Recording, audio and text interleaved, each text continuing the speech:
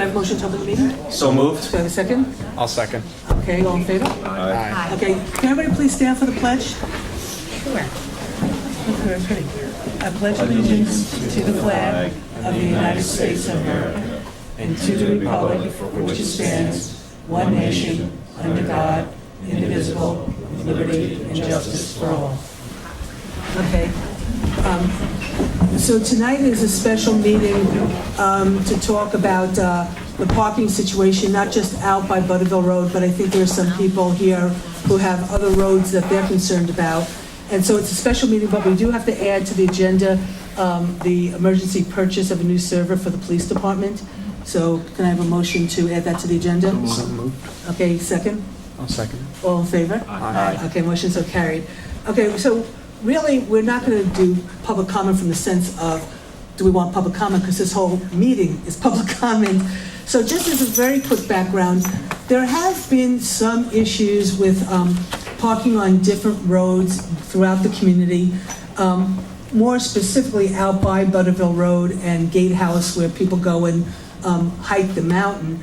And some problems that we've had with emergency services and cars being towed during the winter, of people having to park their cars, and then during these snowstorms, Chris having to plow the roads and people getting towed. So there's been a lot of issues. And then a couple of people sent us emails asking us to do very extensive banning of parking all over the Butterville Road, Gatehouse, Woodlot Road area. We know that there's problems up on Craigswood, and some people have some problems on Old Mill Road in terms of parking there. So we decided the best thing would be to hold a meeting dedicated to these concerns, these problems, let the people from our community come speak to us, tell us what your thinking is, and I can tell you just on the Butterville Road situation, there are people who are adamant that we ban parking, and there are people that are adamant that we don't ban parking. So there's certainly not an easy answer, but how we as a community come to sort of learn to live with each other and respect each other and make our resources open to each other is something we'll work towards. So I think the best way to do it is if just, we'll go row by row, and if people want to get up and come use the microphone and talk to the board, and we'll just listen, we'll take notes and whatever, then at a certain point, Chris, our highway superintendent, can somewhat address, his issues, how we can handle parking, not parking. And the chief of police birthday is Thursday, but he's out to dinner tonight with some friends, but he's going to try to get here by about 8:30.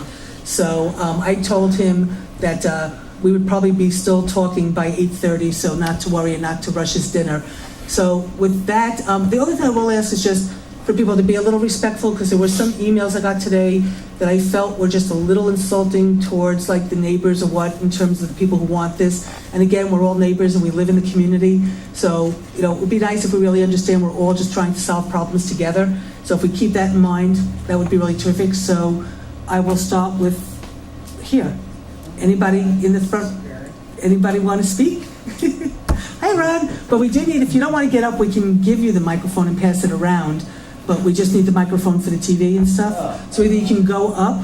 You get me first. I wasn't even ready. Then I'm not going to start with Ron. Do you want to start? We'll go up to the microphone. Mike's the reporter. Mike down. Just ate. Hi, Ron.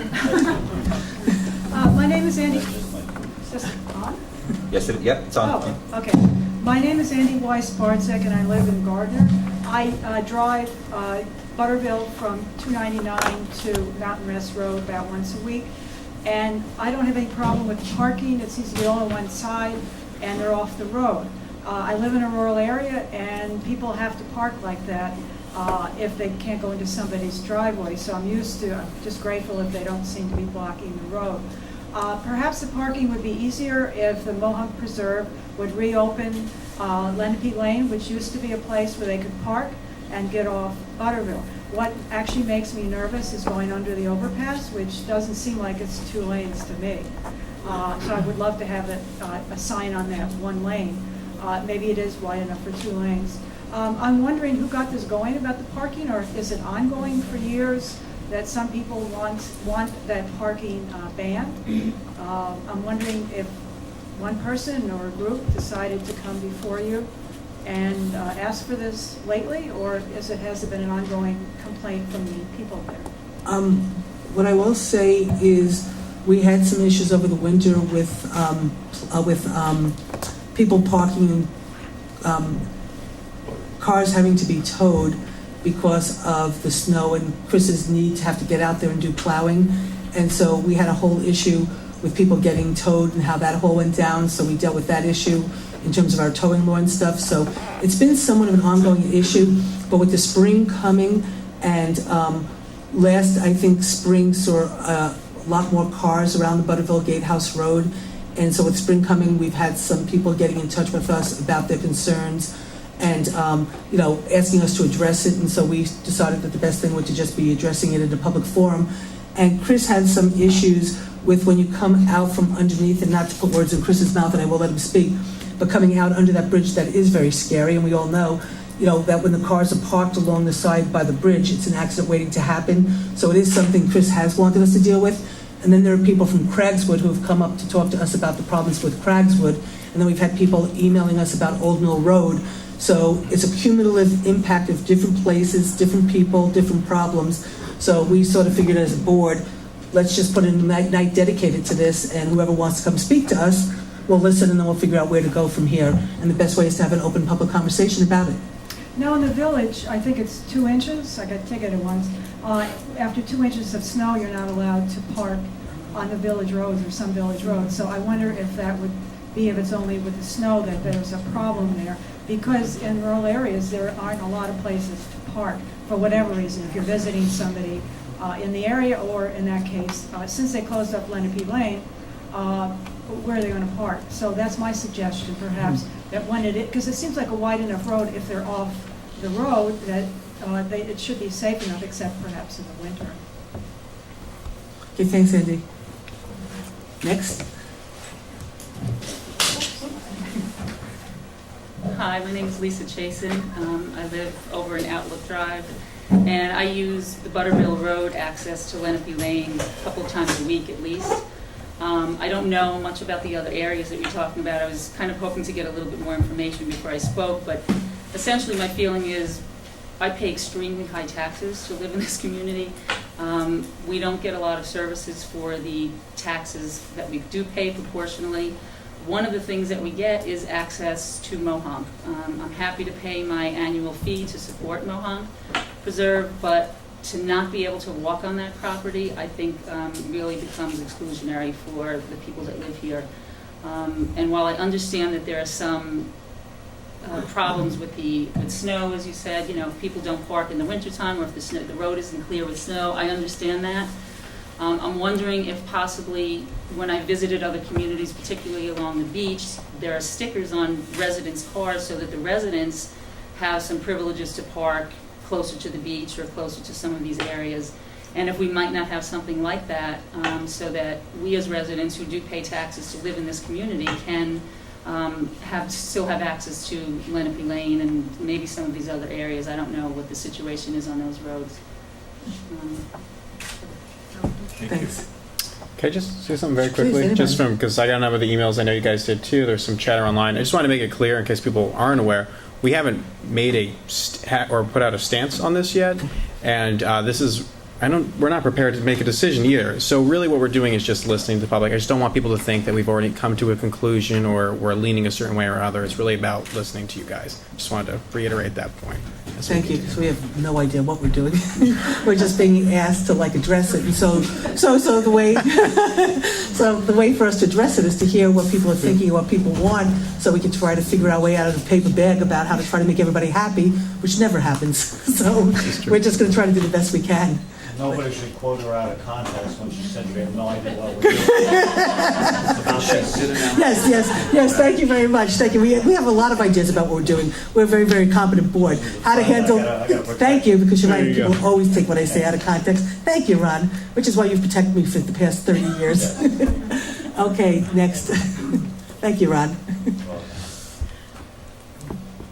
My name is Betty Marchon. I live in Gardner, mailing address New Paltz. Still haven't gotten that clear, but I also frequent Lenape Lane on a very regular basis.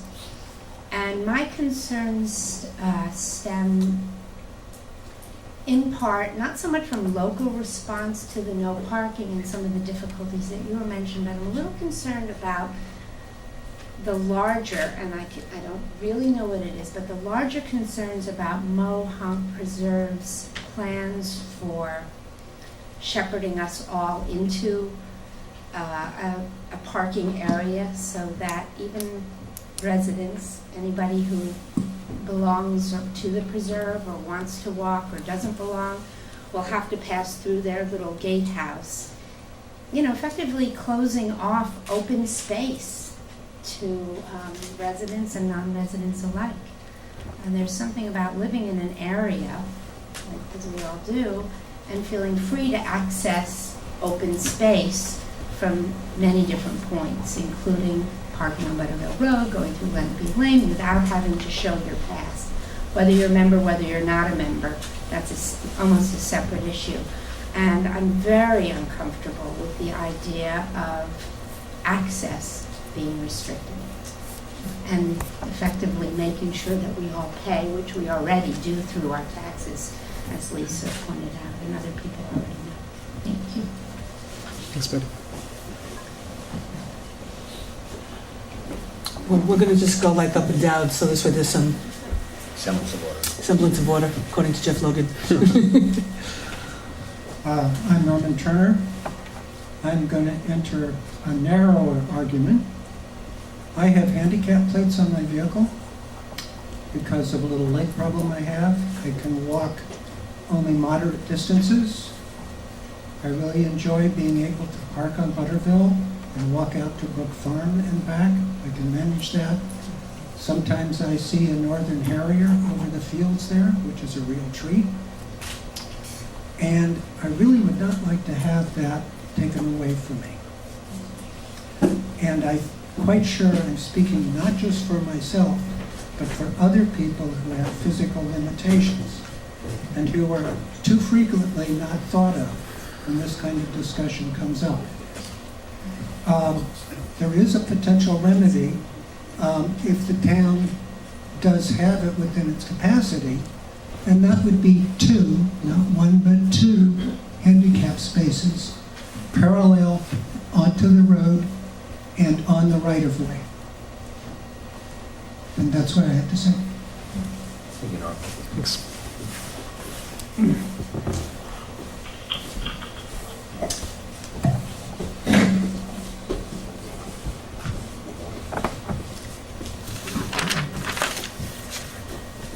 Hi, my name is David Porter.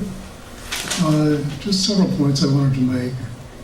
First, I think this whole discussion is quite untimely as far as Butterville Road is concerned, because Mohawk Preserve, well, they may hope to get that parking spot, and that's still to be seen because they have to go through a lot of planning issues, seeker process and so on, by the gatehouse. At present, there is no alternative parking space for people who want to go down Lenape Lane. And that is a major community resource, as people have already pointed out. And so to put up no parking signs now, before there's any kind of alternative parking, basically deprives people throughout the community and surrounding communities from using that absolutely crucial resource that we all value so much. And that just seems like a very arbitrary kind of thing to do when there is no alternative parking. The second thing is that I think that even in the advertising of this meeting, it should have been much more widespread to people in the community as a whole. I mean, I know there's been some word of mouth for people who don't live in the immediate neighborhoods that were spoken about. But I think it's a discussion that, because it is a community-wide resource, really ought to involve people across the community. As somebody pointed out, everybody pays their taxes for the benefits that the community, that the town, official town has to offer. But that's one more reason why everybody should be involved. It shouldn't just be a handful of people on one road who are participating in that discussion. And the final thing is the safety issue. I saw the board meeting last week where the highway superintendent talked about how he didn't think that the parking demand or the parking use near the bridge has increased recently, and he said things are okay as long as everybody stays beyond the white line, and he says that seems to be happening. And as far as the safety with the bridge is concerned, my guess is that people, it is something that people really have to pay attention to, but my guess is that people who are driving along Butterville Road pay more attention to slowing down with awareness that there are cars actually right there at the bridge where people might be getting in and out, and probably driving slower than they would if there was nobody there. There certainly could be warning signs on both sides of the bridge, encouraging people to slow down, but I don't think banning parking is the way to go to address that, if in fact that is more of an issue than it has been in the past. It just really demands that people do safe driving. Again, I just want to reiterate what Dan said, which is we were asked to have this conversation and consider this, and so the board chose not to put it on our agenda for us to just discuss. We said, let's start to have community dialogue. So this is only the first of what might be many conversations, but, we were asked to consider this, and, but it's not just a limited, obviously we put it out to the paper. We didn't just make it for the Butterville Road people. We did put it out in the paper. We've been trying to get word out, which is why there are people here who aren't from Butterville Road, or High Pasture. And we got lots of emails today from people from many places outside of, the areas specifically that we're talking about, saying a lot of what everybody's saying, but from people from all over the community. So we are getting the messages, we're all getting the emails, just a lot of people couldn't be here. And again, we're not going to take any action, we're just trying to understand what's best to do. And we're going to talk with the highway superintendent, who did have some concerns about some safety issues that have to be addressed. And the police chief will come too, together as a community, we'll make a decision. So.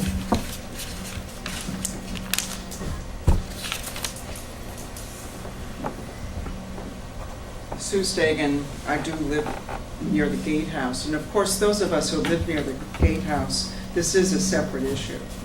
And this is an issue that the Mohawk Preserve has been in dialogue with us, we've talked about it, and when I saw this advertised in the paper, I was concerned. I don't think this is an easy situation, this is solvable, but it is going to be difficult. And among our neighbors, this becomes very emotional. And I was upset because, as far as I'm concerned, until Mohawk Preserve makes their presentation May 28th to the planning board, I don't see that I need to really come to you and talk about, there's a problem. There's a lot of traffic there. The biggest problem is the gatehouse area. They really can't be letting people park right there. That's getting a little dangerous. Butterville has gone on for years. That really has gone on. When I saw Chris Marks put the white line, or the county put the white line on, I knew exactly what that was. You have to keep your tires on the other side of that white line. That's the way it should be. It is a safety issue. Those of us who walk there don't want to take our life in our hands walking on a county road. Let's get the cars slowed down and let's get them parking off the road, as they say.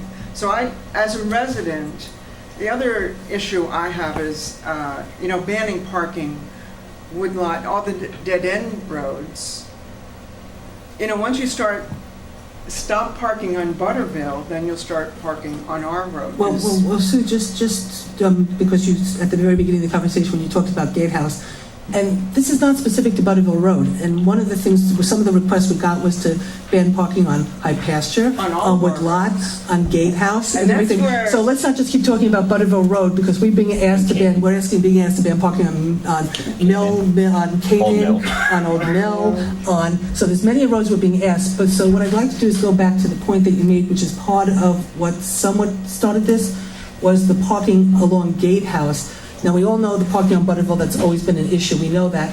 But what we're being told is now coming up Gatehouse, that that's getting really bad, and that's creating the problem. So if you could sort of address that for us. They have a fence or a little chain where you can't go to the gatehouse. That's on Lenape Lane. So of course now, when they made their announcement that Open Space Institute bought the property, Mohawk Preserve is in the process of buying it, so a lot of people have... I'm sorry, Sue, can you just move? Thank you. I was And getting so- a high sign from behind you. So now you're saying, okay, just going back, Now when you you've go to Let It Be opened up Lane now, this there's a space. chain right at the beginning of Let It Be Lane? So now people are saying, oh, this is Mohawk Preserve, so now I can hike here. So now, instead of going to Butterville, they are parking where that chain is, and that gets to be difficult on a weekend. Occasionally, there are cars on Gatehouse Road, and obviously, you're very close to 299. In the winter, particularly, and, I can see, as a resident, I go down there all the time, okay, people are walking dogs, it's usually short distances these people are going. That I do see as that is becoming a definite safety thing, and I have called the police to say, gee, I think someone's parked way too close to Gatehouse Road. But that's that little area where the chain is. I just hope the dialogue with the preserve is one thing that the neighbors have to do, and I just hope it just becomes a dialogue, like you're saying, because this gets to be so emotional. I mean, this is where we live. Things are changing. Thursday night, I've been invited for my little rental to walk with the mayor in the village in New Paltz and talk about roads in the village and parking. This is an expanding community. We have a lot of traffic. Let's work together as a community to solve the problem. I'm glad you're hearing us, but let's not make it adversarial. Let's all work together. And I know some of this can get adversarial, but I hope we all work together. And Well, we're not the ones who are going to get adversarial. We're asking the No, neighbors to not be it's the adversarial with neighbors. each other. It's the Okay? neighbors that can get adversarial. So as a matter of fact, I got some emails from people in your area. I know. And then I got some emails from people getting mad about when I wrote something to everybody. And it was like, well, maybe I should share some of the emails I'm getting, so No. it's like, But I look forward to working with you. great, thank you. Thank you, Sue. Yeah. Okay, it's, All right. if you're ready, All right. batter up. I thought they were gonna jump ahead of me. All right, let's get adversarial. Oh, come on, Rob. I'm kidding. Just working? Yeah. I wrote some notes down so I remember. Is this on? Yeah. I like the idea of opening up Lenape for parking. There's room to park there. Until you get the gatehouse open and somehow, hopefully you won't, we talk about gatehouse and 138 cars or 130-something cars and 50-something spillover. That goes beyond what's called a preserve and preserving nature. Yet, on the other side, you do want people from New Paltz, you do want people from our community to be able to experience the gatehouse, to not have to drive all the way up the top of the mountain to take a little hike somewhere. And certainly, if everybody wanted to bring their family, relatives, or college kids, that parking along Butterville Road is dangerous for a lot of cars. For 5, 6, 7 cars, it's not that bad. And there's never been a problem in it, except for one truck I know that went into the overpass too, okay? But I do think also the $12 charge that they have, which is not maybe the venue to mention that, is a lot of money to charge people to visit, especially New Paltz people. If we get visitors that come with us and get 4 people, that's $48. It runs up to a pretty penny. So New Paltz residents, keep in mind a discount for us for the future or something like that, will you? And I'm a Preserve member for 30 years. Again, opening up Lenape, that's a goodwill gesture you may want to consider if you're concerned about safety. Signage is really, we live in a beautiful area. We don't want signs dotting everywhere. There's a song, you and I could both sing it, signs, everywhere, signs. Locking up I forget the words. Anyway, I know I live on high pasture, as you well know. There's a speed sign when you come up, gatehouse is 35. Let me tell you, the knuckleheads that for some reason make a left off of Butterville and head up high pasture, they're flying up that road. And especially when the bridge is out and the water's out, I tell you, everybody on that side of who's blocked in must be on jeopardy of losing their jobs because they can't figure out to get up 10 minutes earlier they fly 80 miles an hour. But anyway, people could park on Pine Road. I think that would be a good alternative too. I know some of us do park on Pine Road. No through traffic signs perhaps on High Pasture, because it's an accident waiting to happen with the cars that drive very fast on that road. I think parking, most of the parking that's done on in Woodlot or on High Pasture are family or friends. It's a spillover from a driveway perhaps. They're not people who are there to hike. They're not people who walk around. So I don't think that's an issue where we again need signage or prohibiting parking throughout the town on these streets. Okay, I guess that's about it. I'd like to elaborate a little bit more about Gatehouse, but we'll have another venue for that. We're not NIMBYs in that neighborhood. We recognize Gatehouse, and we recognize the importance of it and what a significant place it is for people to go up and take a hike and not have to drive all the way up to the top of the hill, or somebody with a disability who wants to, see the beautiful view and not have to, and have a place to park. But the grand scheme of it is just something that a lot of us really can't swallow. And so something that it's either got to be, maybe you just threw it out there really big so you can scale it back to what you're really going to do. But please keep in mind, I'm talking too long, that we're not NIMBYs, we're not against you guys expanding and doing whatever and having the beauty available for the whole community. But there's a scale here. There's something to be looked at in terms of scaling it down a little bit, okay? And considering us as New Paltz residents who pay taxes, who handle the fire, the police, and everything. We don't want to get into Park Point, do we? Or whatever it's called. Thanks. We'll see. I just want to add one thing too, and Ron, thank you, is just so everyone knows that this is an ongoing dialogue, is for there to be no parking, you had mentioned no through road, all those require town law, and we don't have town laws right now for no parking in any of these areas. So even before we get close to doing anything, we would have to create a town law for this. So that is also the reason why we wanted to all have this discussion is this something the town's interested in pursuing? And we may all find that this is not something we're interested in pursuing, is a town law on no parking. So we're a long ways off. Another council member asked me a very interesting question.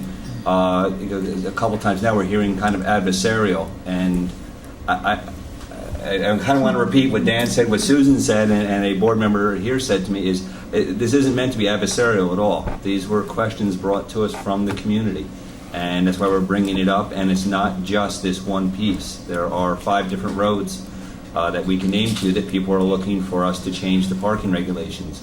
We don't have a town law for these roads, and we have to then write the law, enact the law, publish the law, and so on. So please, everyone understand that, we're just trying to hear what everyone's concerned, so we appreciate it. So We really had nothing to do on a Tuesday night, so we decided to just have this meeting.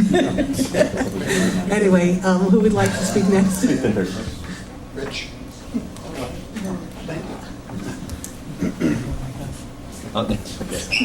Hi, Todd Matthews, Butterville Road.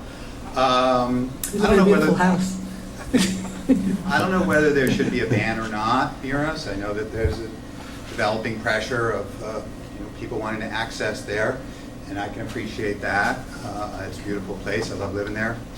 But my perspective, if there is laws enacted and no parking, that I'd really hate to see it, like Ron said, littered with signs. Signs are such a permanent interruption on the landscape. And they're there 24 hours a day, 7 days a week. So my perspective is, while cars might interrupt the landscape for a few daylight hours or certain days, then they disappear, they go away. While they don't always do the wisest things, they're not always parked in the best places. Sometimes a little guidance could be given, but I don't know if this is possible. If you do an ordinance of no parking in certain areas, perhaps it would be sufficient if each end of the road were marked, so that not every 50 or 100 feet there's another marker. So that, am I out of time? No, I'm sorry. No. There's no time limit, I mean, other than. So another idea I had, which I shared with Mohonk, would be ditches. I don't know if that could be possible. Ditches deep enough, close enough to the curb, not to be dangerous, but close enough to prohibit a car from parking roadside. So it becomes an invisible barrier. Or you could widen the shoulder to facilitate cars parking. Well, that would be not preferable, no. No? Not necessarily, because then it's an invitation. I'm not necessarily favoring an invitation for more cars to park on the side of the road. I'm trying to figure out a creative solution. But I do know that if you tell them... Do you think ditches would be the way to go? You build a ditch so people don't park alongside of the road? I think it's a viable option. Okay. But he's trying to talk about if we were to not, how to have no parking, but have no signs. So you have a ditch instead of a sign. And I think the highway superintendent told us at the last meeting was every 200 feet, correct? You would need a sign? By law, yeah. By law. Yeah. Not sure. Not sure about moats, though. I don't know what the regulations are on those. Okay, I lost my last thought. Anyway, sorry. Thank you for No, if you wanna having talk- this hearing and getting some ideas out. Thanks, Tom. Thanks. Okay,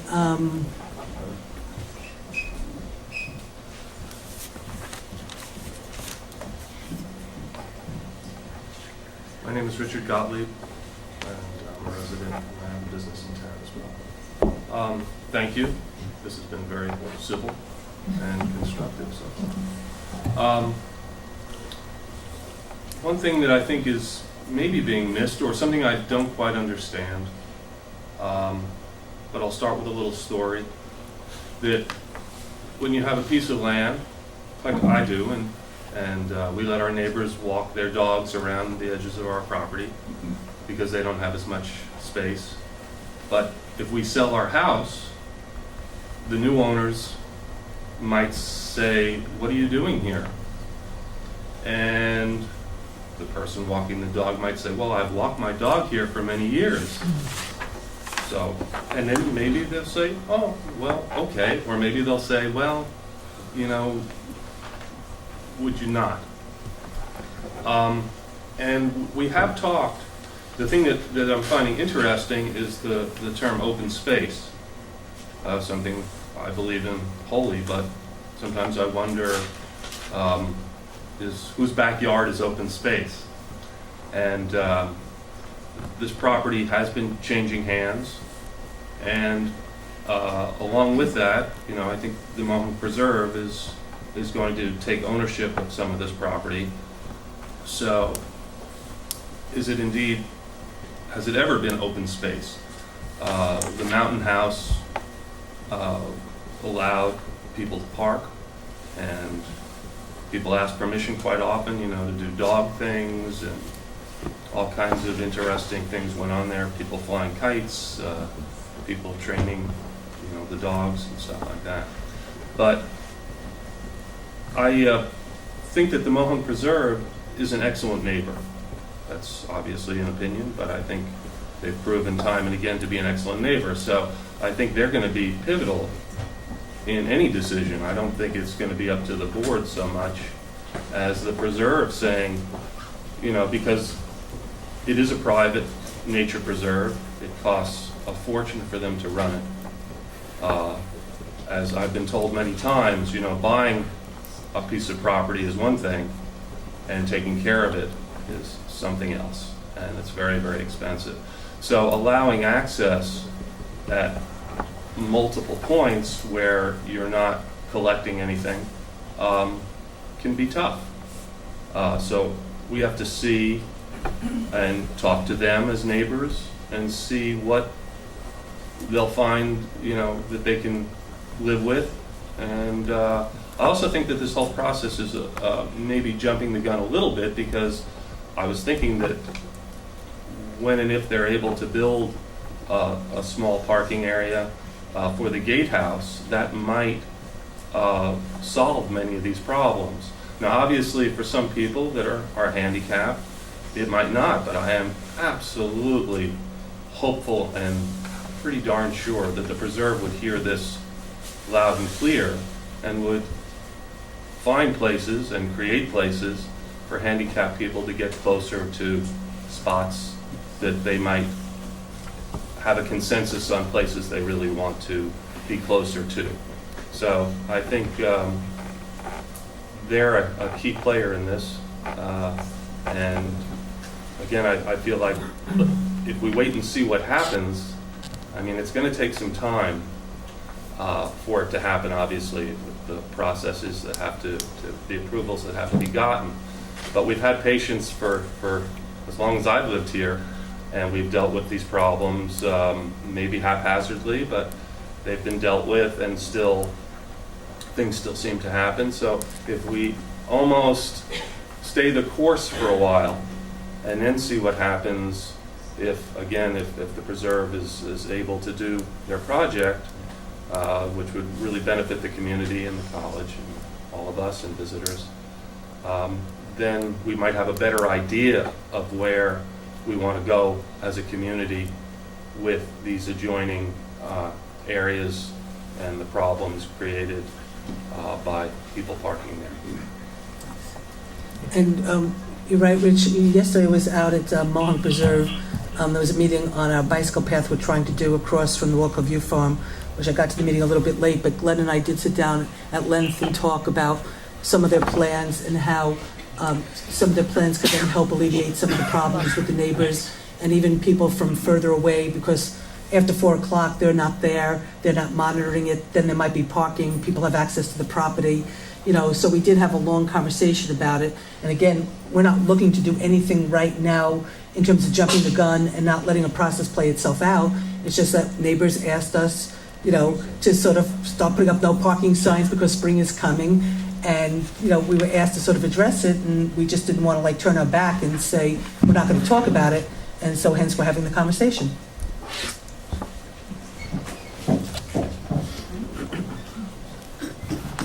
Hi, I'm Nancy Highs. I live in the village. Nancy? Highs, H-E-I-Z. I just also want to reiterate what others have said just about having the open access to Lenape Lane. I'm part of a running group that goes up there quite often, but I also hike up there and take my family. So just having that access is really important, I think. And I also was kind of taken aback by, I'm happy that you're having this open forum, and thank you for listening to the community. But I think a parking ban is very premature until there's an alternative. As Rich and others have said, there's nowhere else to go. And so I think there's, it's just going to push. There will be other issues that pop up if you ban in certain areas. So I would urge the board to not act so hastily and just wait it out until there's the Mohawk Preserve can offer an alternative or what have you. So thank you. I think I can set everybody's mind to ease that we're not doing a ban right away, so. There's no notion. There's no notion, and even if there was, it would require public hearings, there'd be legal fees to get a law. I mean, it would take months if we were even seriously talking about that right now, which we're not. So, honestly, we were just, I don't know how it was in the paper, I actually didn't see it. We're really talking about how to handle the parking problems out at that area. We've never even really said we were. I know why everybody's talking about a ban. Mohawk distributed a survey to our area. And they tried that ban.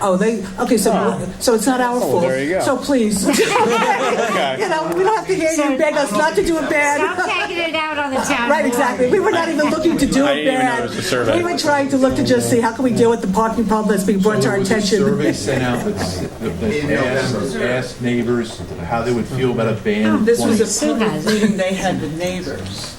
And 28 people. Well, we don't know anything, and we haven't heard anything. I figured that's what, That was we with just the connected the neighbors. dots. Okay. All right. Thank you. They were talking with us, and we were just discussing ideas. And, only 28 people, I didn't respond. I thought I'll wait for a public forum. I'm still waiting for this to go to the planning board.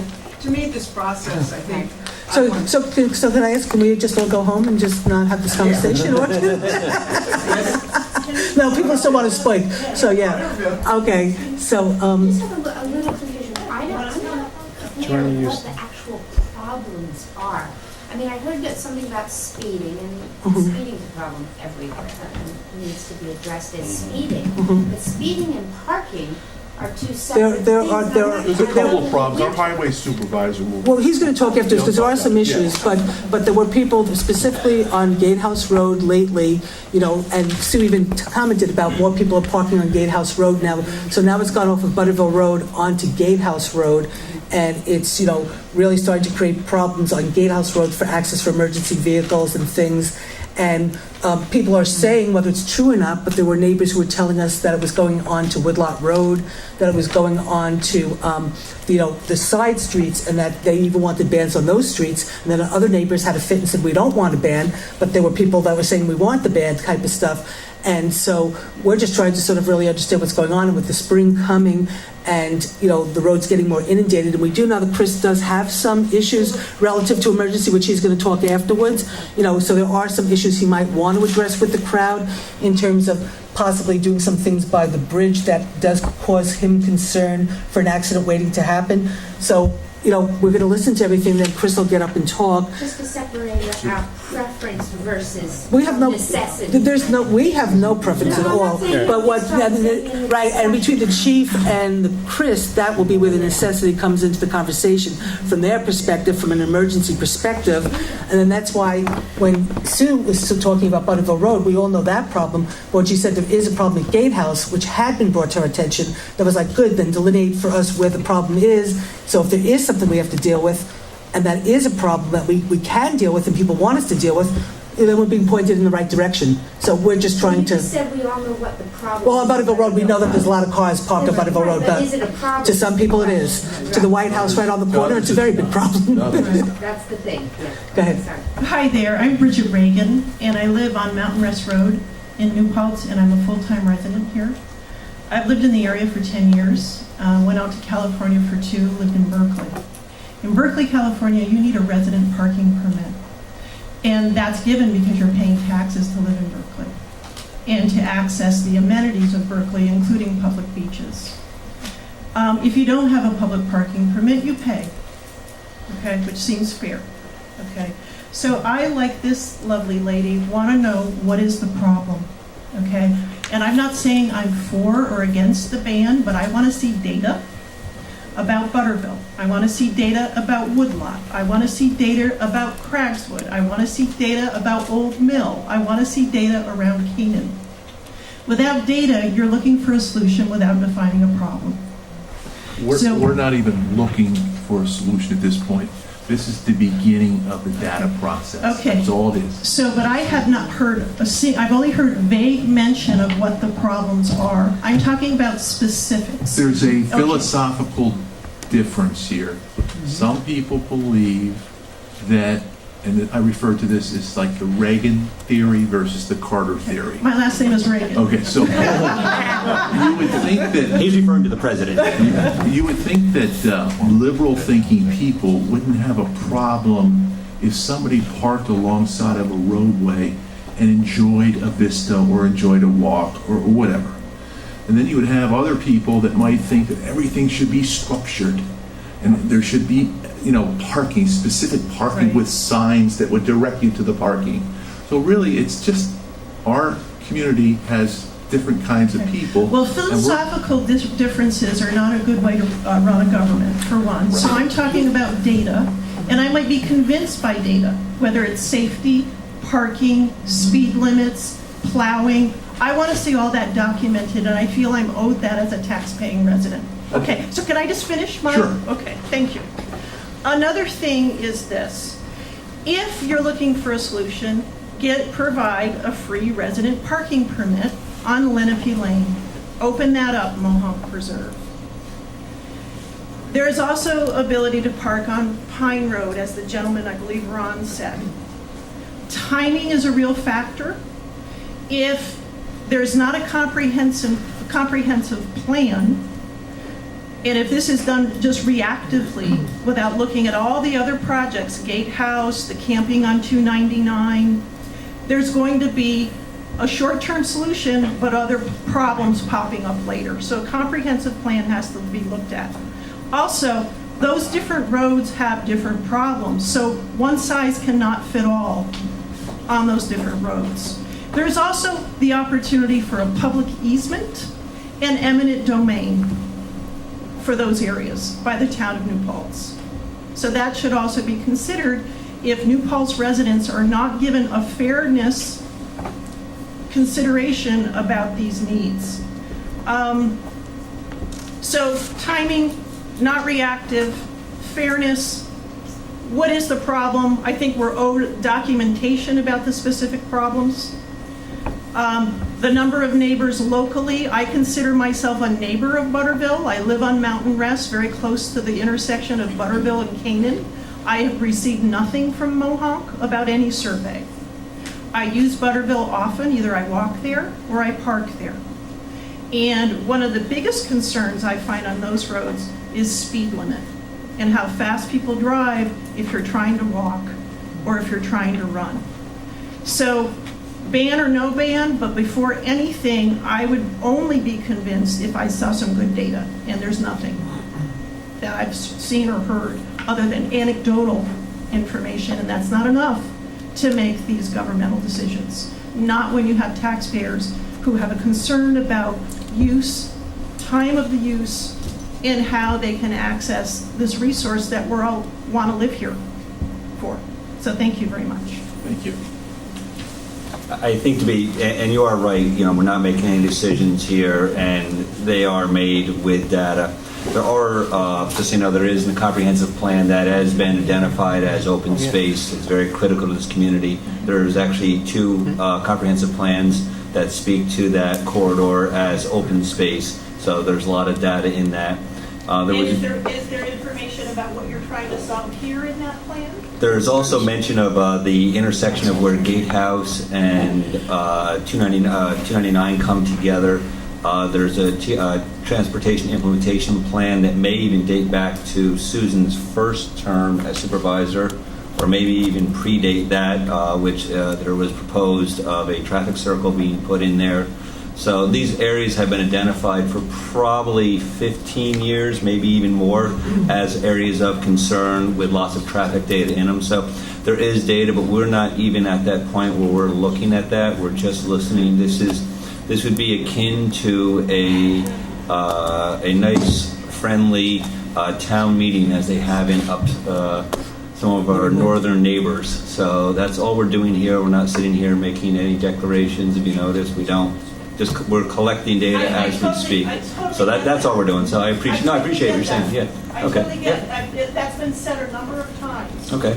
Yeah, I get it. Okay. And I'm hoping what I said was also heard. Yeah. Thank you. Hi, my name is Johanna Herget. I live on White Oaks at the end in the cul-de-sac. I think this is great. We just moved in August, so I don't know the area too well. Welcome to New Paltz. Well, I've been here, but we just moved there. I have 3 little kids, 5 and under. We go to the gatehouse. We have to walk on that little strip from White Oaks. It's like 50 feet or something. And the most cars I've counted there was during the leafing season. 10 cars were parked in that little space.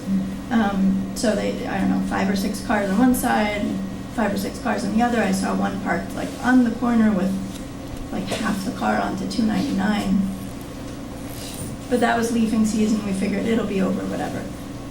It started again a little bit. It hasn't been terrible, but I imagine it's just now that it's open and everybody's talking about it. I mean, I'm at the preschool and everybody's like, I'm gonna go see the gatehouse, I'm gonna go see the gatehouse. And that's where they go. They go to the gatehouse. They don't go down to Butterville, they go to the gatehouse. And that's just, I mean, it's a terrible intersection as it is. And then to have people parking there and then the hill, so nobody that's coming can see all of the mess that they're driving onto, and they're going really fast. I mean, every car goes 45, they're coming 55, they turn on, and it's just this terrible, like where we walk, I have this firm rule with my kids that they have to cross the street first and then walk, because you can't see cars coming off of 299 at all if you're walking on the left side of the road, or, towards 299 on the left, so you can't see them. There's no visibility at all. So for the cars, it's the same thing. For cars coming, it's just a really bad place to park. And there is a lot of parking going on there. So I just figured that's probably what you're looking for. Thank you very much. Thank you.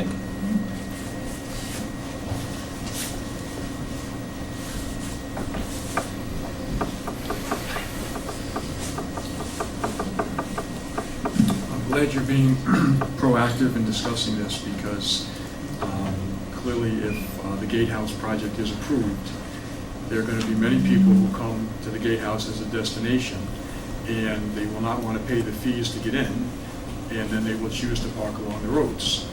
And many of these roads are very thin. I think probably all the ones that were mentioned are thin roads, and it's just not going to work to have cars lined along the sides. So it's something we're going to have to address undoubtedly, and I'm glad we're talking about it. Thank you.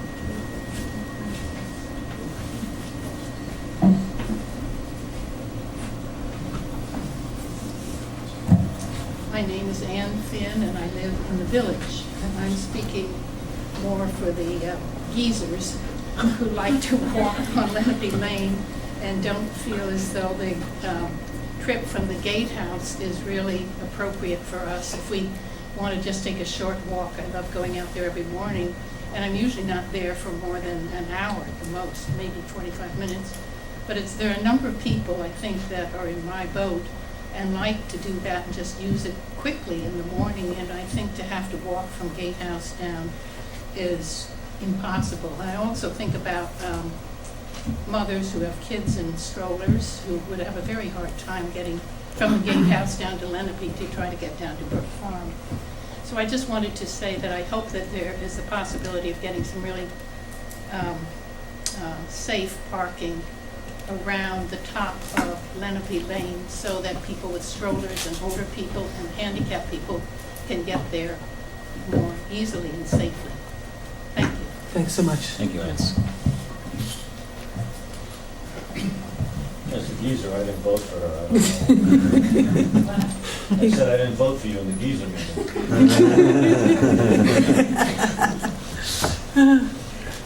Hello, my name is Gail Gallery, and I live on Woodlot Road on the corner of Woodlot and Gatehouse. I've lived there for 30 years. For those in the room who know me, I feel it very important to make it very clear that I'm here this evening exclusively in a personal capacity. This is not an issue that has yet come to the Transportation Committee with which I'm associated, though I expect that it will at such time as the seeker process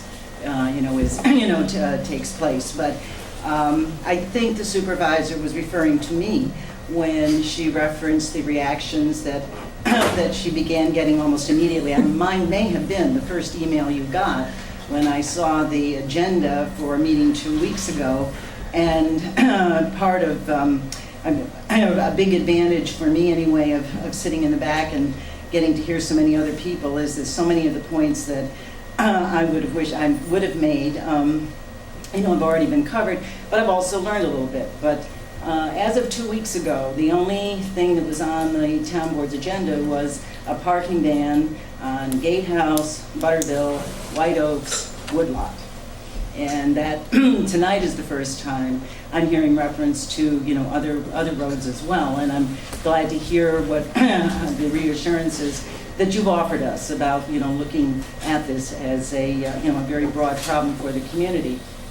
Several people have already said what one of the first concerns I have, which is that it seems to me premature to be talking about banning parking, at least in this immediate area. Excuse me, I'm losing my voice. The immediate area of the Gatehouse. That I think it's the end of next month that the plans are going to go before the planning board.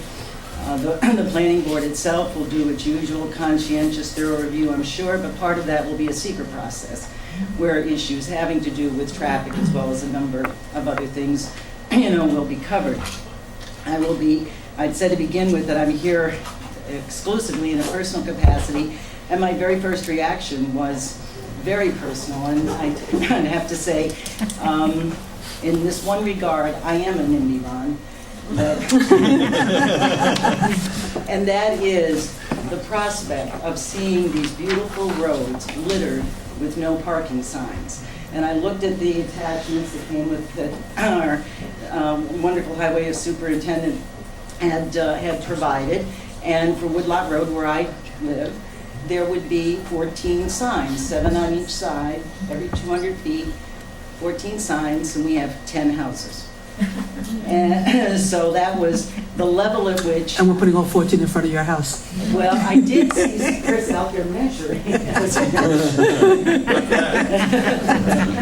And as, you know, and so, as I say, in that particular regard, I am an NIMBY. I really do, the prospect of seeing, you know, no parking sign on each side of these roads every 200 feet is beyond anything that I can, at least at this point, grasp.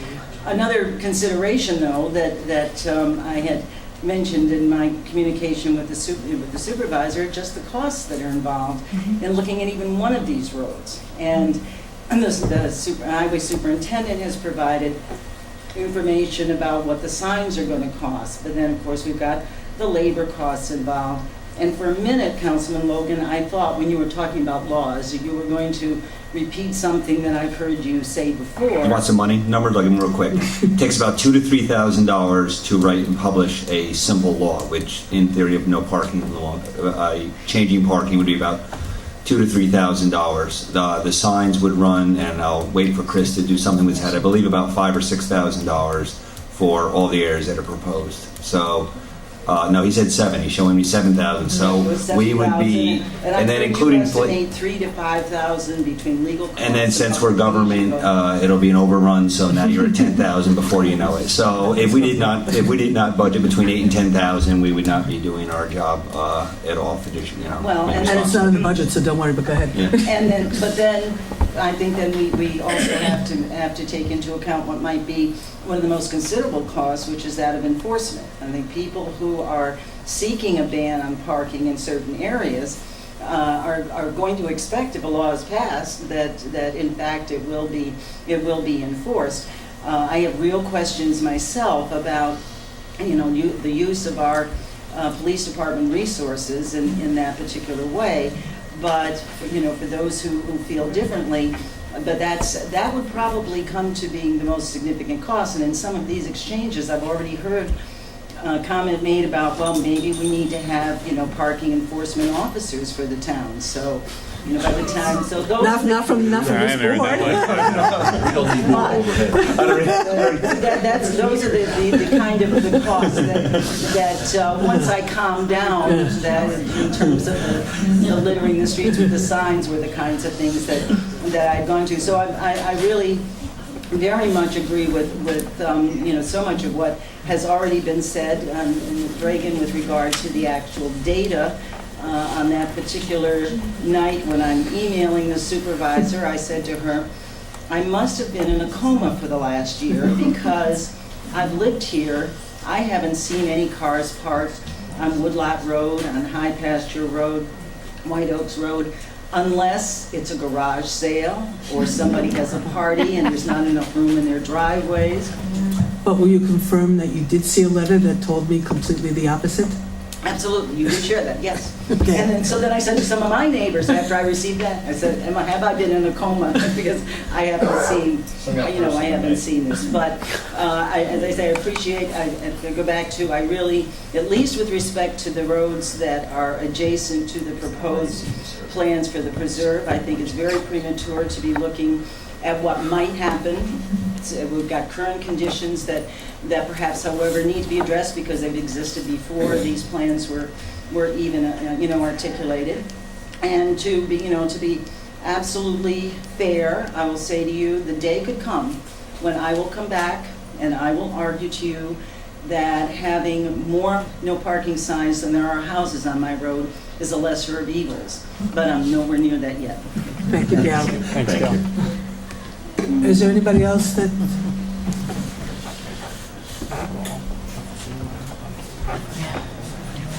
Good evening. Am I here to say? You good? My name is Don Cashmore. I'm a resident of Butterville Road. My wife and I were married on Butterville Road. We raised our family on Butterville Road. Love Butterville Road. and the whole stretch, of course, all the way down to Albany Post, etc.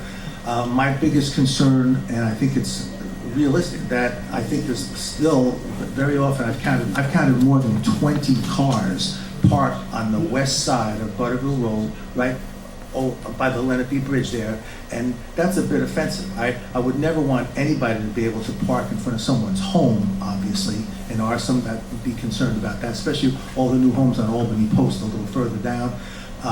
But I would like to see some kind of a limitation to the parking, maybe on the west side of the road, and somebody mentioned something about culverts or whatever, if on the east side of Butterville Road, between Pine Road and 299, where there are no houses, of course, right? Maybe we could move parking to that side of the road if there has to be some. I'd just like to see some limited parking, but it would be much nicer, especially for the Mohawk folks, to be able to walk down Butterville Road at least and see Sky Top and the Mohawk Mountain without having to look at 20 cars there. And that has happened. I've counted more than that.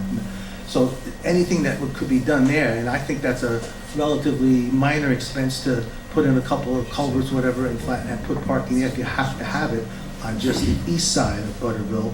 And I don't know where else that would be appropriate, but certainly not in front of anyone's home. And there is some open space there, so that's a possibility. And until whatever else comes up. Oh, and I did have one other concern. I was wondering how many people received this letter in the mail. I think I got this thing. It's called the Citizens of the Shawangunks. Did anybody mention that? There's an organization called the Citizens of the Shawangunks. No, anybody here received this letter? I think that's right. All right, and the only thing just to point out is that they're talking about the whole area in general, and they're hoping that Voice is calling for a full environmental impact statement for the component proposal of the Mohawk Land Asset Management Plan, et cetera. So if you don't know about this, you don't have this, you might want to try to find one, get one, right? And the Citizens of the Shawangunks, so I guess they have an email site. So if you look up Citizens of Shawangunks, that'll update you on this information here. But again, I'm thinking that if we could limit whatever we can do to limit the parking on Albany Post and Butterville would be nice, especially so keep open space, the view of Sky Top and Mohawk. I'm thinking that would be in everyone's best interest. So that's not all I have to say now. Thank you.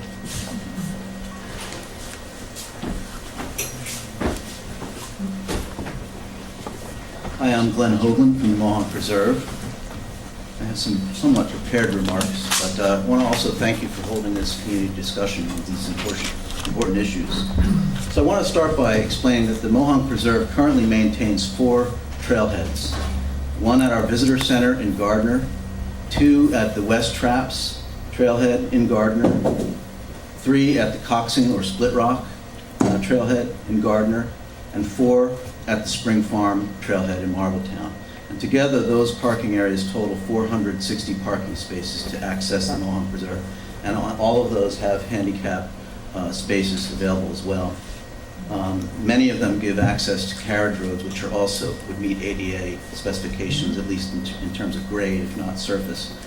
But I want to mention that, of course, the Preserve's Visitor Center in the town of Gardner, along with its exhibits and the nearby, it has an actual universally accessible trail, and it's open free to the public year-round. That entire campus around the Visitor Center, with about 3 miles of trails, is open and free to the public. But we have no formal trailhead. The Mohawk Preserve has no formal trailhead in the town of New Paltz. We're in parts of 5 towns that have trailheads in 3 of the 5 towns, none in Rochester either. And our goal, as you know, and hopefully folks will come out at the end of the month to learn more, is to purchase 500 acres from OSI in these foothills, and with site plan approval from the town of New Paltz, to install 2 carefully sited, managed off-road trailheads, one of approximately 90 cars near the Testimonial Gateway, and another of about 20 cars down near the Humboldt Marsh along the Old Wawarsing Turnpike. So a total of 110 cars is what we will be seeking approval for. And we hope that those 110 spaces can absorb much of this parking demand to get people into these foothills landscapes. The one I mentioned of 20 cars will be west of Butterville Road, considerably towards and in the farmland area. It'll be a different way to access the preserve. It'll be a safe off-road parking lot for folks to use. And we hope it'll, again, absorb that demand that's now a portion of which is now parking on the roadways. Also, several folks have mentioned that the end of Pine Road, which is a public road, is a very popular way to access the preserve and get close to the mountain and get into that farm landscape. And this is really currently the best trailhead, even though it's an informal trailhead. It's the best way to get on the Mohonk Preserve for folks who want to get into that farm landscape or onto the ridge quickly. And that's a private dead-end road. It's a public, dead-end road. So the parking that occurs at the end of that road really doesn't bother any neighbors. In connection with our foothills plans, we intend to restore and open to the public formally for the first time over 8 miles of carriage roads and trails in these foothills. It was mentioned before, these have previously been privately owned by the Smiley family Mohonk Mountain House, and they have not been formally open to the public. They have been open as a courtesy to the public, and we want to open them and extend them so that Lenape Lane comes all the way out to the Testimonial Gateway like it used to. We want to restore that bridge over Bunnerville Road on Lenape Lane. We want to restore it, by the way, at its existing height, not to raise it or widen it, which we hope will continue to be a traffic calming effect. And we're really rededicating a lot of those old traveled ways in that foothills landscape that go both across the ridge and to the ridge that will improve access to Duck Pond and other parts of the trail and carriage road system. So, contrary to what's been alleged in some of the most recent and other postings and letters, Lenape Lane Bridge, as I said, will not be raised, will not be replaced. We will simply be putting a new deck. The deck on that bridge has been condemned by engineers. It was last improved in 1926. And at the preserve, when we say member and visitor access, what we mean is that anyone who's an active member of the preserve has free access to preserve lands. That has always been the case. We also welcome non-members from the public who can pay a day entry fee to get on the preserve land. And both day fees and memberships help to partially defray our considerable costs of managing the preserve, conserving it for public benefit, protecting the habitats, opening it up for recreation, and conducting a variety of educational programs, interpretive programs, scientific studies by colleges and high school students and citizen naturalists. So that's really where that fee goes. It partially offsets our conservation costs. And in fact, memberships are about 25% of our operating budget, the fees that are derived from memberships and support. And the day fees account for less than 15%. So we're talking about less than 40% of our annual operating budget comes from those two sources of funds. So I just really want to say that, access to the foothills landscape has never been free and open to the public. It's been a courtesy of the Smiley family. Preserve and Open Space Institute have been continuing that tradition, which has allowed preserve members and day pass holders to use that landscape. And what we're trying to do now is really come up with a rational long-term access scheme for that landscape, which involves safe, controlled off-road parking. And we're really trying to honor that historical access, which is for members and day visitors of the preserve, that has been part of the reciprocal land access agreement between the preserve and the Mountain House. But we want to try to make some slight shifts in how people get into this landscape to try to optimize all these concerns and really help people get to the ridge in a new way. It's really long been our policy to encourage visitors and members to use any of those 4 authorized trailheads that I mentioned, 3 in Gardner, 1 in Marbletown. But we have long been concerned about the roadside parking impact at locations that really are not formal parking trailheads and the impact that has on roadside safety and rural character and scenic views and the impact on the privacy of our neighbors. One really good example is in starting as far back as 1992, we've worked cooperatively over the years with the town of Gardner to eliminate all the roadside parking where the preserve has frontage on roads in Gardner. State Highway, Route 4455, town roads as well, and parts of 299 in Gardner. In the 90s, as some will remember, there were as many as 200 to 500 cars that parked along the roadside on Route 4455. And Gardner wanted to impose a ban on that. We said, can you wait and let us try to build an off-road trailhead and then time your ban to when we can provide a safe off-road alternative to that ban. And that's really the main way we've worked over these years with Gardner. They did that with our Coxing Trailhead, which was installed in 1997, and worked with us and the neighbors to enact a roadside parking ban on Clove Road in Gardner. And really we've been able, even on the busiest weekends, for the most part, to manage that change quite well and to really control roadside parking. I would also say we've worked with Gardner on those occasions to do some things that creatively brought the cost of not only posting but enforcement of their law down from some of the full costs of enacting a law, posting, and then enforcing that law. So we'd be glad to explore some of those with New Paltz as well. Do you have signs on 4455 like that would be proposed on Gatehouse Road, like on 4455? Are there signs every 200 feet? Madam Chairman, I'm going to continue to try to address this body, if I may. Thank you. So, as I mentioned, there's no formal trailhead in New Paltz currently to the Shawangunk Mountains. We feel New Paltz deserves a good formal trailhead, and we're really trying to address this by planning for the careful siting of these two appropriately scaled trailheads. The one at the Testimonial Gateway, east of Butterville Road, off 299, and sensitively located in a wooded area, and the second one west of Butterville Road, near Humber Marsh, along the old Wolverton Turnpike. And from both of these areas, we feel there will be a beautiful and relatively short and easy walk on flat land that will go through these farmland areas to the mountain. Now, we hear the concerns of folks who have handicap needs, and that's something we certainly will be looking into. As I said, all of our trailheads provide for handicap access. And we share many of our near neighbors' concerns about the impact on these roadways. But ideally, if there was a parking ban, we would favor it being timed to when we can provide a safe off-road trailhead on Butterville and Gatehouse, on Butterville, at Humpo Marsh and at the Testimonial Gateway. I also want to say that we would support the extension of the no parking ban on Craigswood Road. At the western end of the road, it's already posted no parking. That's the end nearest to the preserve, and we supported that. We would support that if neighbors support extending that along Craigswood Road. In fact, it's not an authorized access point. It's not a trailhead to the preserve. It's not a location where we encourage access, and in fact, we discourage it there. It's not a trailhead. Similarly, we would support what the neighbors want to do on Canaan Road. And so again, we're sensitive to the fact that people are trying to get onto the preserve at different locations. We encourage people to use authorized trailheads, and we've shared our concerns with the nearest neighbor at the end of Canaan Road about that situation as well.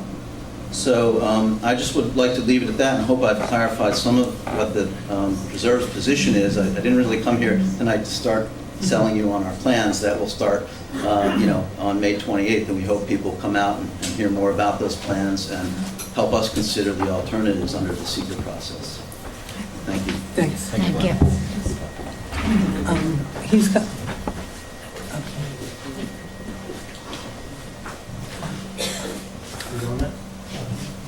well, okay, and then So I was recognized by the chair. I was recognized for him to come next, if that's okay. He had gotten up, and so why don't you come up now? Madam Chair.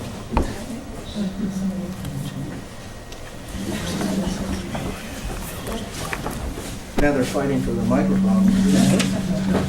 This reminds me of the people in Woodstock a little bit who complain all the time because they can't get cell phone reception, and then they protest the building of cell phone towers.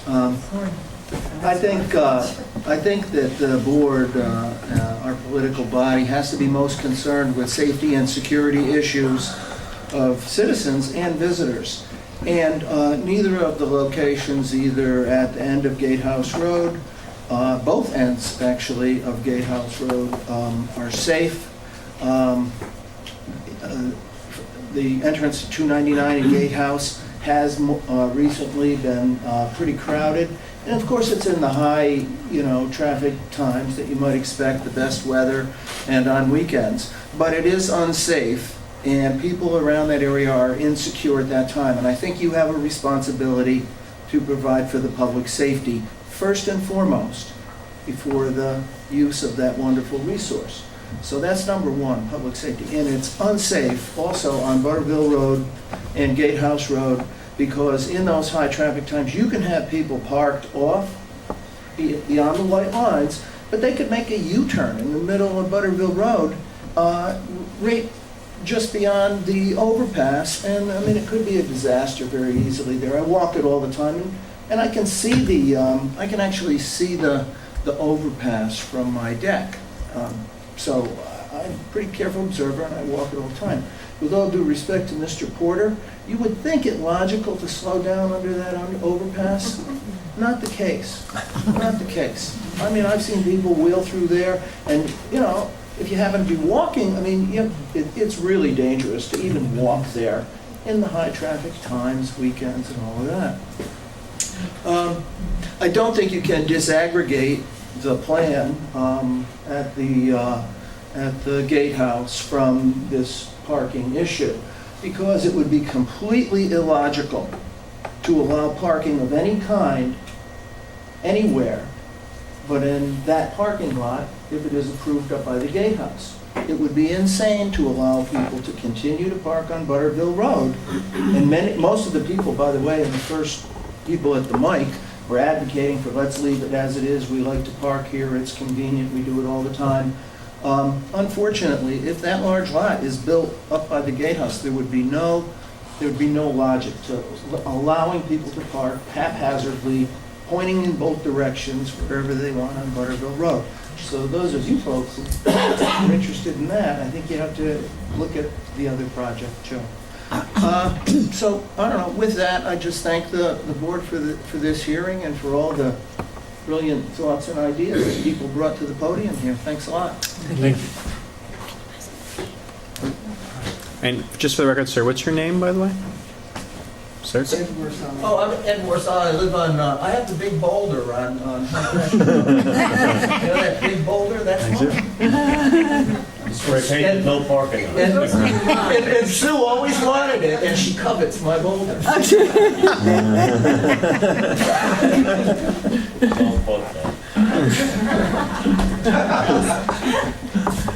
Chris Ulrich.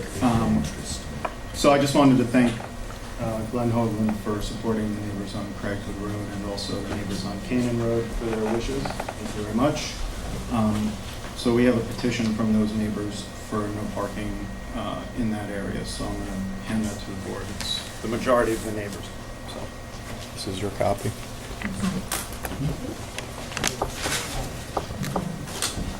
So that's pretty much the issue that I want to talk about in that area. The other issue is what's going on around the gatehouse area. And there are a few things that just cause me a little bit of concern, and it has to do with some with the parking and some with other things. But from what I heard from Mr. Hoagland, there was some talk about like parking spaces and acreage. I think he said it was 534 acres or something, and that there had been some miscommunication from this citizen's letter that a lot of us have gotten. But there's been other information that has also been sent out from that group. Like I got a paid conceptual review application that says that total site area is actually 750 acres instead of 534 acres. And on that also, the parking spaces don't comport with what Mr. Hoagland just said. So I think for a lot of residents, it's confusing because on their application, it says one thing. I mean, I'm looking at it on my phone, and then what's being said in a public discussion is another. So I think that there really needs to be some, a hard look at this stuff. The other issue is that according to their own land asset management plan, they want to put parking signs there after, when and if those 3 parking lots that they're going to construct on that area go in. So the question becomes, well, if you're going to put the parking signs in after and they're going to, request that and push for that, why not put them in before and solve the problem? So it seems to me that the parking on Butterville Road, while it's annoying to some of the neighbors, there is an alternative. I mean, the town owns Pine Road. There's a huge parking lot at the end of Pine Road. So it seems like, and you can access Lenape from the end of Pine Road.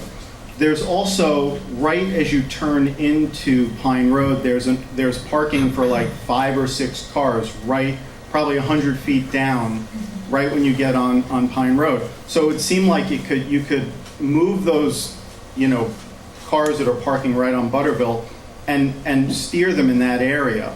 Of course, nobody likes the ideas of signs. I think the ditching idea is a great idea. Putting signs every 200 feet is, it's not ideal, but is it less ideal than, 20 cars in the view shed every single day? I mean, can you imagine if you owned a house anywhere in that area? You'd be crying for that too. And so from my perspective, I think it's unfortunate that, when I drive by that area, I see Preserve board members parking there, and I've seen photos of Preserve board members parking there, which is, really, to me, is a little bit offensive, especially knowing that there's a parking issue. It seems like, a few well-placed signs, this whole thing could be taken care of. So that's what I'm saying. Thank you. Thank you very much for this forum. I'm Ron Knapp, live north of New Paltz. I've lived in New Paltz for 45 years, and I've been on the board of Mohawk Preserve for 27 years. In the past 9 years, I've been president of the board. So I've had to deal with a lot of the challenges that Mohawk Preserve has had with parking and otherwise. Glenn mentioned Route 4455. I was a young board member then, and I was tasked with that particular issue. We were told that could not be solved. That 200 cars regularly, 300 cars fairly regularly, peak season over 500, that this could not be solved, even if we built a parking area. Even if signs were put up, we were told that people would park farther down the hill where there were no signs. We were told that there was no way to solve the problem of no parking on the overlooks. There's very little parking in the overlooks today. There have been solutions to this, some of which have been helped by the Preserve Rangers, and Glenn mentioned that there are some means that we work with the town of Gardner to help empower our rangers to help with the enforcement in the area adjacent to the Mohawk Preserve. But beyond that, what I want to say is you've heard an awful lot about parking, and I want to mention that over the last 2 years, the Preserve has carried out a voluntary pre-planning exercise in which we put out to the public in fairly large meetings, small meetings, meetings in people's living rooms, one-on-one meetings, two-on-two meetings, countless meetings. We can give you a list of these meetings if anybody would like to see some of these meetings, where we've talked about what we call our evolving plan. I know there are some who see the land asset management plan as the plan. That was a 10,000-foot view of what we were trying to do, trying to come to an assessment of what we had there. We did this 2-year pre-planning exercise to help us deal with the plan that we are going to be presenting to the public, to the planning board, actually on May 28th. And I urge all of you to come to the May 28th and subsequent meetings where the plan will be put out. And I will tell you, the New Paltz Planning Board doesn't simply take a plan and endorse it. And it's out They're going to come in with a lot of hard questions. I suspect there will be modifications in that plan. We expect that. I personally find it, as a New Paltz resident, unfortunate, in fact, I'm even going to say distressing, when I read letters to the editor, Facebook pages, mailings that have been sent to people in the community here that mischaracterize the plan even before the plan is presented. For example, just this past week, there was mention in the newspaper about our plan for a traffic circle. In fact, there was even an article about the 2 traffic circles that are in our plan. There is no traffic circle in our plan. There have been discussions, as Jeff said, in New Paltz 15 years ago about traffic circles. There may be traffic circles, but that's not in our plan. This is not a Disneyland that the Mohawk Preserve is planning. We believe what we are planning is a sensitive restoration of an historic and iconic landscape that will be made accessible to the public. Those who are handicapped, and those who aren't. And I just want to ask all of you to join this discussion that will begin with the May 28th Planning Board presentation. Thank you. Thank you so much. Thanks. Hi, I'm the guy that's pushing the tandem stroller with the two babies along Butterville Road just about every day. Or it's my wife, either one of us, I'm not Can you sure. just give your name for the record? Harry Ellis, I live at 156 Butterville on the corner of Butterville and Route 299. I consider the corner that I live on perhaps one of the more dangerous corners in the county. Just for statistics, 2.8% of all accidents that occur in New Paltz occur at that road. And so oftentimes they're very, very violent. Last summer I saw somebody rolling 50 feet onto my lawn sideways because they were going so fast. But the problem is that you really can't see from that intersection going left or right because the hill just blocks your vision, and so it's really a very hazardous place. I've seen weddings that were presented in front of my property. I've seen bike races go by, and so I have no problem with people parking alongside the roadway. I mean, I figured you got to give them 20 feet or something for the middle of the road anyway, so what difference does it make? The two concerns I have are actually three, but one was already mentioned about parking where the overpass is. That is a problem at the gateway there. I think other people, sorry about that.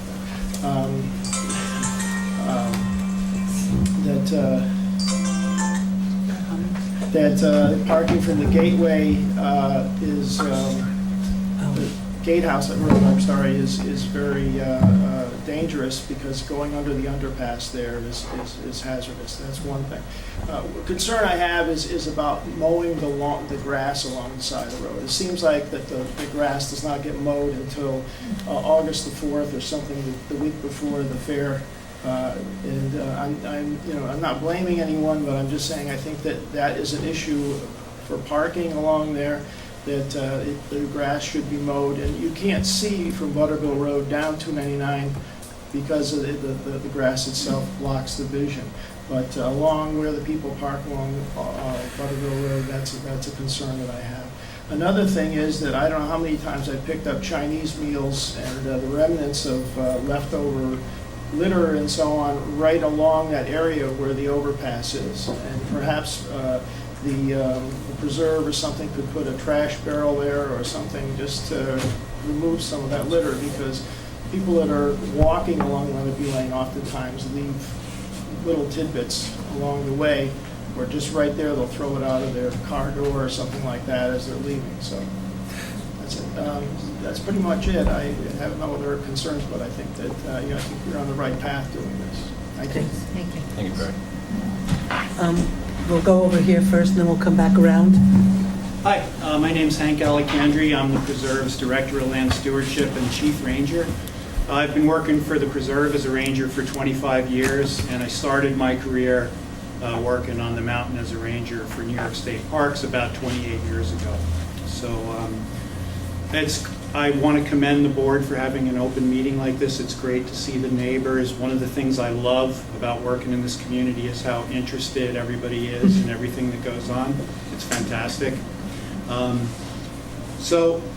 It's great to speak at the end of this because everybody's brought up most of the issues, and I'm just going to be really brief. You know, I see property changing hands, an organization planning access, people used to existing access patterns, folks who live in the neighborhood who are concerned about seeing more cars around, their property.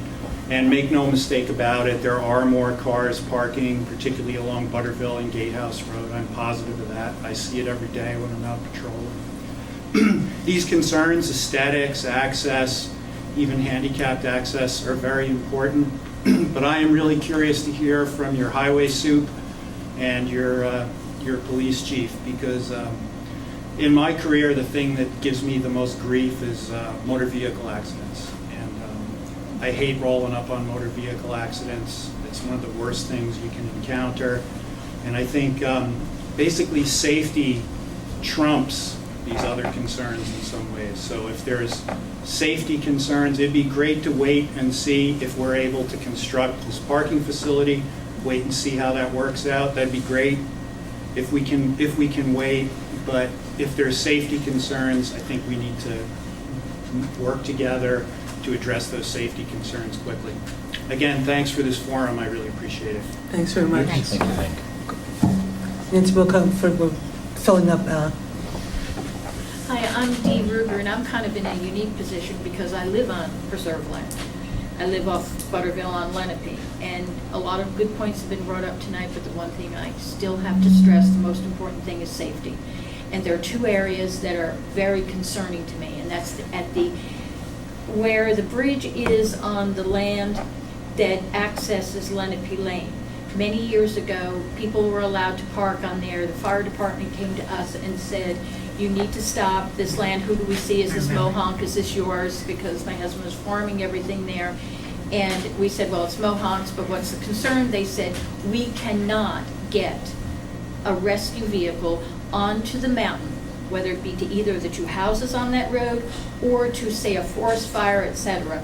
Could not get the big trucks or anything onto that land because of all the cars parked there. So that's why the no parking signs were put up there. Another thing about safety on Lenape is the fact that Lenape is not a full 2-lane paved road, and even the oil delivery trucks, and especially my UPS driver, says sometimes it's impossible. We meet him in town because it's hard to get up Lenape with big vehicles. So if we went to parking and opening Lenape, to me that would be a very impractical thing unless the road was widened and paved. But my biggest concern, and has been for over 20 years, is the intersection of Gatehouse Road and Butterville Road. When you make that stop at the end of Gatehouse and go to make a left-hand turn, you have no idea what's coming under that bridge. And yes, there are speed limits. Tell me who obeys them. Let's think about the times when it's flooded or there's an accident on Mountain Rest and that becomes an emergency bypass or something. People are annoyed that they're being rerouted and delayed, and they're not going to be doing 35, 40 miles an hour under that bridge. And when you start to make that turn, you stop, you go to make the turn, and now you're halfway out the road and somebody comes flying down. That, I've lived there for 40 years. That has happened to me several times. And what you do is you sort of speed up and you pull over a little bit. Maybe you don't go completely off the road, but you might have your right wheels off the road. Now, with cars parked there, you have no ability to do that. And that does not mean that everybody is going to park far enough off the road, etc.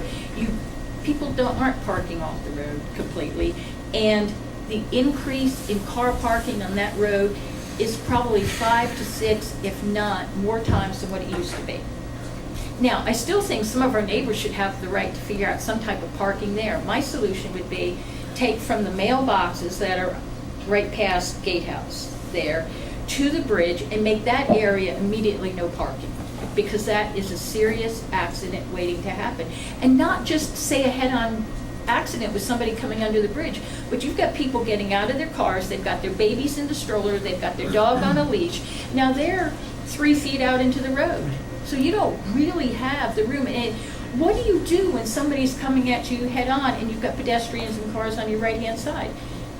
What decision do you make? What do you do? That area is an accident waiting to happen. And I think that all the other plans are long range, but I really do believe that that's something that needs to be addressed fairly soon before we have an accident. And you're talking 299 and then going up Gatehouse, and then from like where the bridge is, when people come under the bridge, yes, and then they come under the bridge, they make the right onto Gatehouse, and then they try to go out on 299. I'm not thinking about the people coming that way even.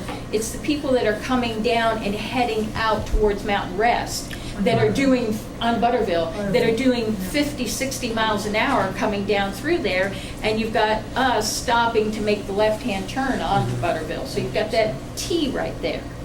And that T is a danger. I mean, I've been saying that for 20 years. When my kids got the driver's license, I almost wanted them to go a different direction. I did not like it. Thank you. That's Gatehouse and Butterville, that's it. Gatehouse and Butterville. When you come down, when you come off 299, you pass the Gatehouse on your left, and you continue, come to that T, and you've got to make a left-hand turn or a right-hand turn. At least if you make a right-hand turn, you're going away from a potential accident, and you're on the opposite side. But when people are parked right against that bridge and they've got their kids in strollers, you know, walking to go under the bridge, it's scary. Because you as a driver there have no place to go. So. Thanks. Thank you, Dave. Nancy?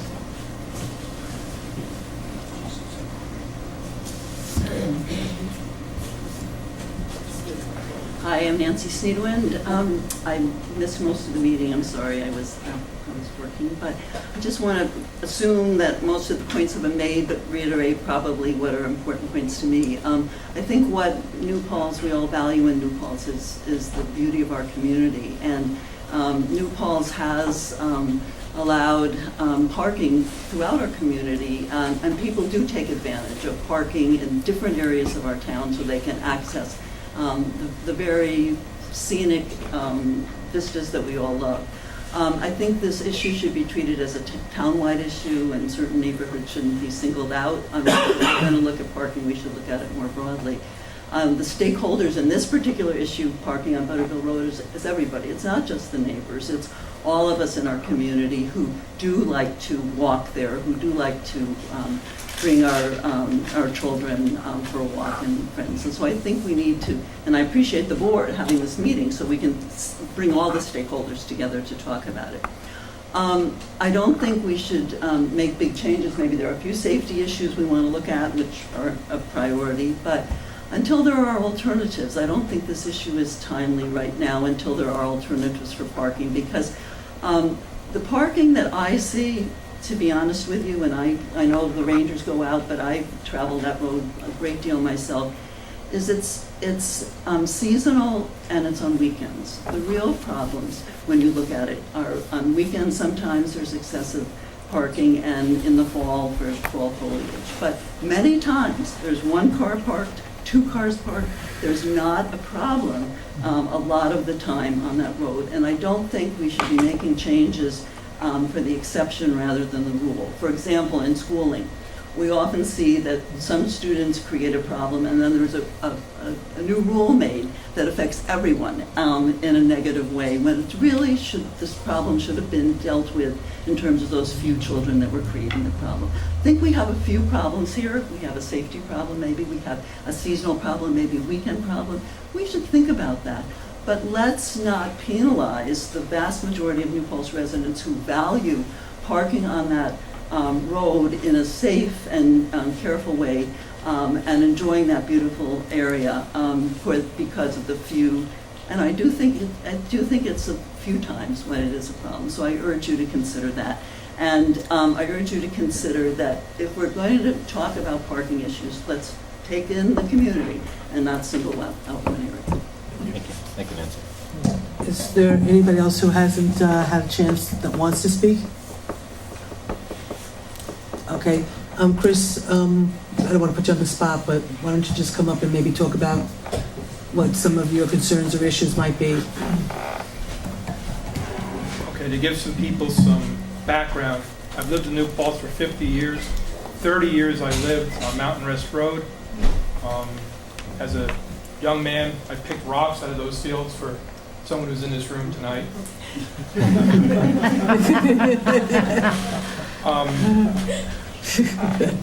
This came to me from a few residents who called, wanted me to work up some preliminary costs or possible revision on laws. Again, the highway superintendent makes no policy. I can just give some advice, and then they have to come to the board, and the board makes their decision. Again, if I'm repetitive with some of this stuff, I apologize. What started this on Butterville Road, at least for me, was some parking over the winter. It was a snow blowing event. Some cars had parked off the edge of the road. The snow had blown over. The road was half blocked, and one of my wing trucks could not make it through safely. We had the cars towed. Since then, the people who parked there have been very responsible. They still hike every Saturday and Sunday. Usually Saturday, Sunday, I get a call 5, 6 o'clock in the morning. You know, what's the weather like? Can we park up there? Which is fine. Doesn't usually make my wife happy, but it's fine. Yeah, and it's a call. You know, if you can park off the white line, which wasn't the reason I had the white lines installed. White lines are fog lines.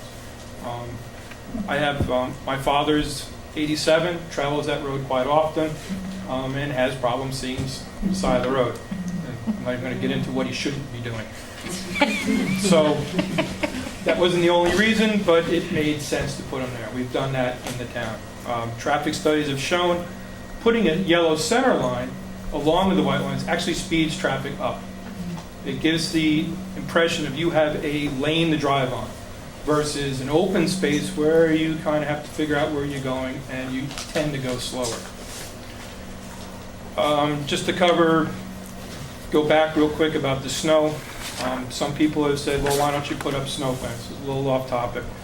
The reason we don't is my predecessor did a study on how many times we went up there with a truck, with the snow fence and without, and it wound up being the same. So why have the expense of the snow fence? Unless Cornell has taught us, unless you put the snow fence 50 feet within the field, it does no good. It just blows over it and through it. So if anyone has a question why we don't do that, this is why we don't put the snow fence up anymore. There is a line of sight problem on Butterville Road as you come north from 299. We did put up a sign saying that there's a road to your right after the bridge. Again, a sign is only as good as the person who's reading it. People in my experience lately, well not lately, in the past and now, don't drive what I consider driving. They go from point A to point B and they have no clue how they got there. I've owned a towing company for 6 years before I came here as your highway superintendent. I picked up probably about 400 totals and fatalities. It puts a real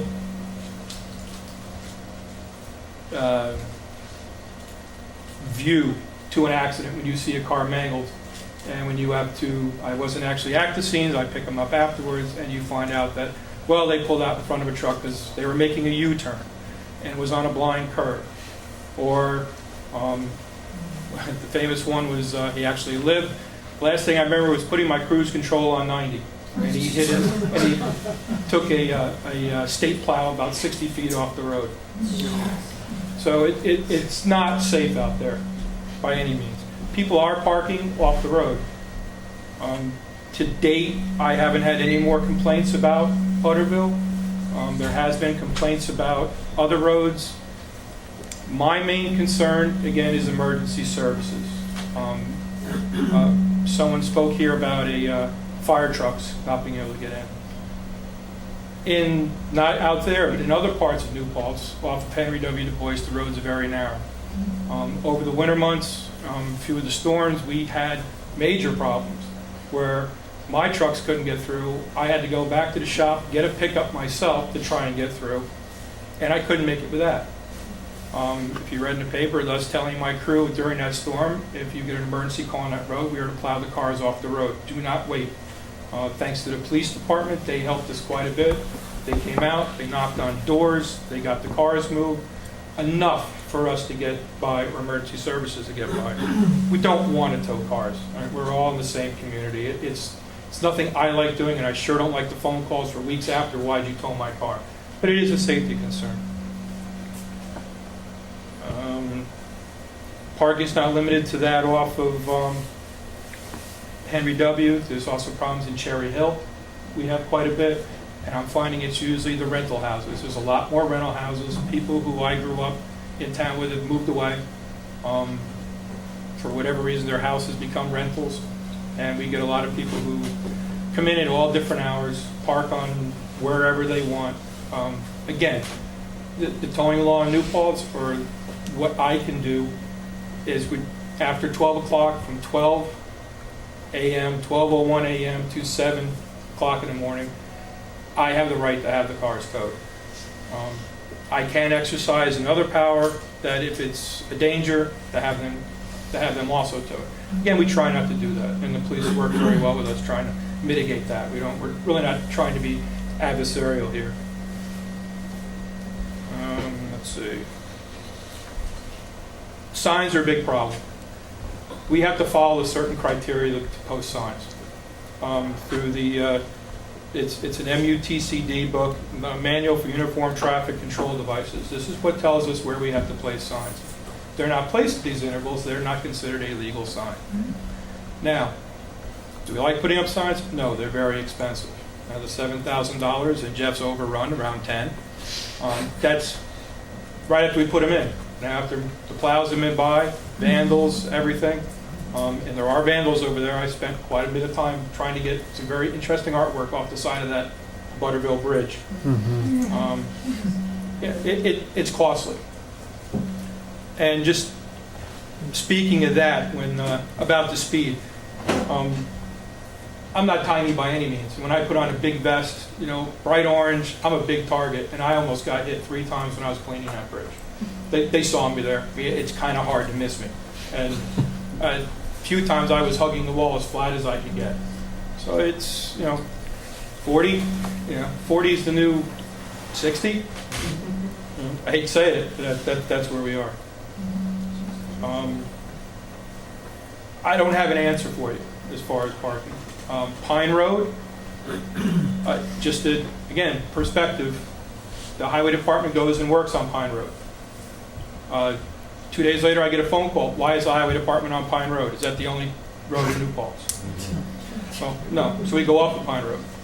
A week later, I get a call. I can't park on Pine Road because around near the culvert pipe where it floods, even probably after a slight rain, it washes away the material.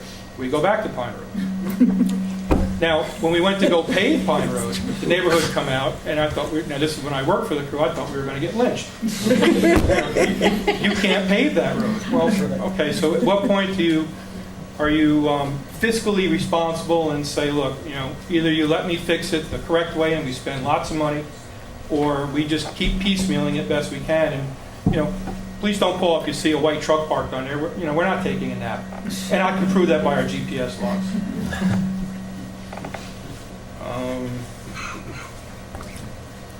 I might not have all the answers. Well, I probably don't have a lot of the answers. I will stay at the end of the meeting.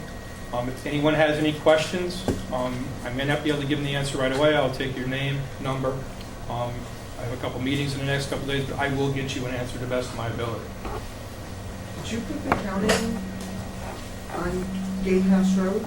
Is that the Did I put rubber strips? There's a rubber strip now. Are you counting cars on Gatehouse? No, there's a traffic study going on.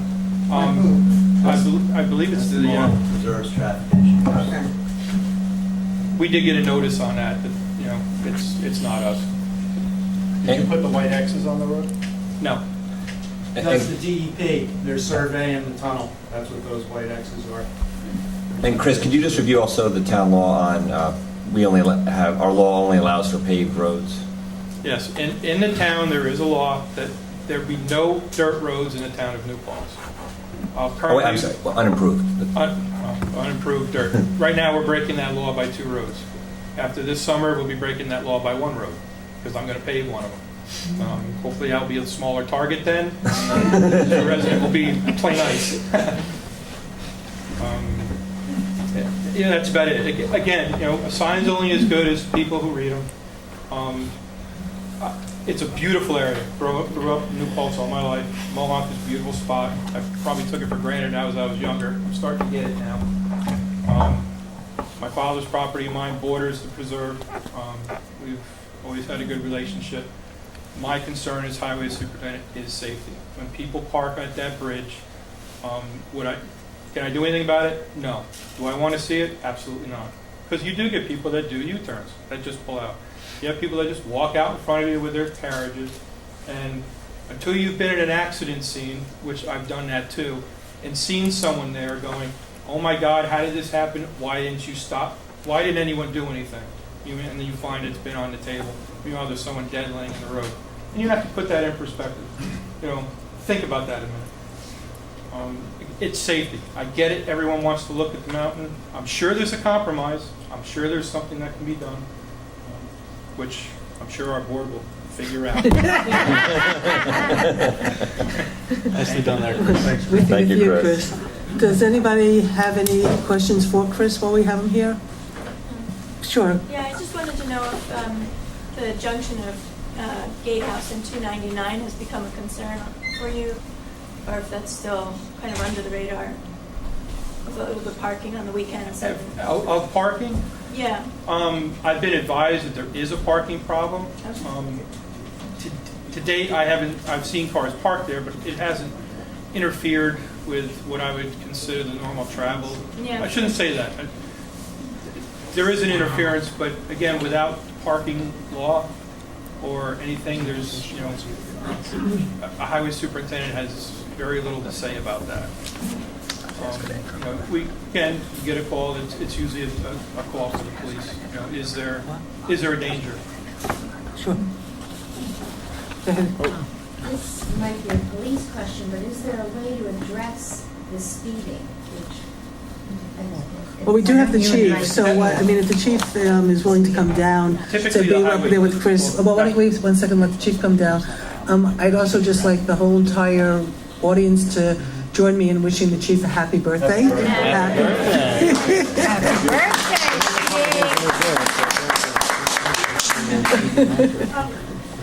If you would, Chris, I'm wondering if you could say that the folks that you had to tow because of the snow drifting and you couldn't get through, were they locals? Yes, they were. And it wasn't. It did it on purpose. Right. It was a lapse in judgment. Okay. And to date, it hasn't happened again. Thank you. Well, okay, wait a second. There was a question about speeding, and Chris wanted to talk about the chief, and since the chief was there, we figured we'd let him come down. But don't go anywhere, Chris. As far as the speeding goes, anytime we have an issue with speeding, we appreciate the phone calls. I know sometimes the board is notified. Feel free to contact our agency. What we generally do when we have speeding concerns is we set up step details, which is special traffic enforcement type patrols. And we issue tickets. Believe it or not, usually when we get these calls, the reverse effect to that is sometimes the people that are getting tickets are the people saying, well, I'm the one that calls. That is something that we deal with in communities, but it's a difficult thing. But we do need to be made aware of this because patrols are out there all the time doing step details, doing different type of traffic enforcement. But if you don't tell us about the concerns on your road or in your community, we're not going to know about it. So you're the eyes for us, and if there's a concern, we will address it. I've never turned anybody down with putting a patrol unit out on their roads. Sometimes we'll even put our speed sign out there to notify people of their speed. Sometimes the speed sign's out there actually calculating and putting a report together for the speeds that are going through your community. Although people call and say, your sign's not working. It is. It's not on, it's not giving you a reading, but it's calculating the information so I can put together reports for your roadway. And we'll move that on any roadway in the town or the village. Just give us a call, let us know, because we want to address it. In the meeting, I think probably before you arrived, it's mentioned on several occasions, and it's sort of been conflated with the parking issue by the Little Bridge. People really do speed down. No, I know Butterville they Road, do. it's really scary. I'm not suggesting that they don't, I'm just wondering if maybe that is something that could be addressed separately from the parking issue, maybe that would be, it is a real concern, so maybe it is something the police department. I know we do decals up on that road. I don't know how often, I'd have to look, and right now our computers are down. That's another issue. But we can set up our speed sign up there, do a survey. We actually probably did one on Butterville not too long ago, maybe 8 months ago.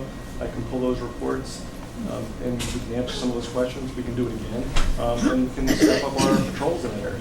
Of course, that is not the only road in the town, so we do bounce around, and the officers probably a day do at least 20 to 30 step details a day. A step detail is special traffic enforcement patrol, which they'll call out at a location. They'll call out whether it's a speed location for issues with speed, or whether it's running stop signs, or whatever the case may be. And that's what we set up these details for. And we do have an accurate report on that because of the issue. And it is a concern. And we try to hit every road that we get concerned. If somebody calls from, Mountain Rest Road, we'll set up a detail there. If somebody calls from Butterville, we set it up there. So we move it around, and patrols during the course of their day, depending on the hours also, you may have a specific time on your street that says, between 7 and 8 o'clock, there's a car or a couple cars on the way to work that are always speeding through our neighborhood. We'll set up a detail for that time period. but I don't know what the concern is on at that particular time unless you give us a call. Can you tow cars, somebody was talking about cars are parked, so they're blocking a road. Are you able to, do you have the town law that you can get them towed? If you have a vehicle that's blocking the roadway that travel of normal traffic for a vehicle, we can tow it because you're interfering with the traffic flow. We can do that. Doesn't have to have a no parking sign on it. Just like Chris Marks had mentioned about the snow ordinance. He couldn't get his trucks through to plow, so we had to tow some vehicles due to the snow emergency. We had the same issue in the village where we had plow trucks that could not get through, nor fire trucks, nor tow trucks, or anybody. And then when you talk to the driver of the car, they said, well, I had to park that far so my passenger can get out of the car by the snowbank. So meanwhile, the person is parked that much more in the middle of the roadway. We don't want to tow cars. We knock on doors, but many cars, because they're students here or whether they didn't change their address, we don't have any clue where they live. So if it doesn't come back to a local address, we can't knock on the door. Because you don't want to be woken up in the middle of the night when it's not your car. So if it doesn't come back to your address, we don't want to just bang on doors asking whose car it is. Does anybody have any more questions while you have the highway superintendent and the police chief here? I'm interested in what kind of data. Chris, Don, could you guys just keep it down or just take it outside? Thank you. What kind of data that we can get from either the departments in terms of helping with this problem, and to be able to see, in data form, how many accidents, what kind of speeding is going on, and in relation to the whole town as well. Well, I mean, you're asking for a big, wide variety with the whole town. If you're looking for Butterville as one of the issues, we can run data information on what tickets were written on that road. The other problem is that, we talk about accidents. We have a few accidents up there. They're not a lot. But when you think of intersections that have fatal accidents, everybody always says, gee, we should have done something. But why do you always have to wait to have a fatal or two, or even sometimes three, before they put a traffic light, or before they deal with the traffic issue? The town board, Chris Marks, myself, we express our concern and our issues of safety. We don't want to wait before there's a fatal, before a child is struck in a stroller, before we do something. It's not about not having the ability for people to hike and enjoy the mountains, the countryside. That's why we're all here. We love this community. You come through the village and you can see the mountain view, and you want to be out there.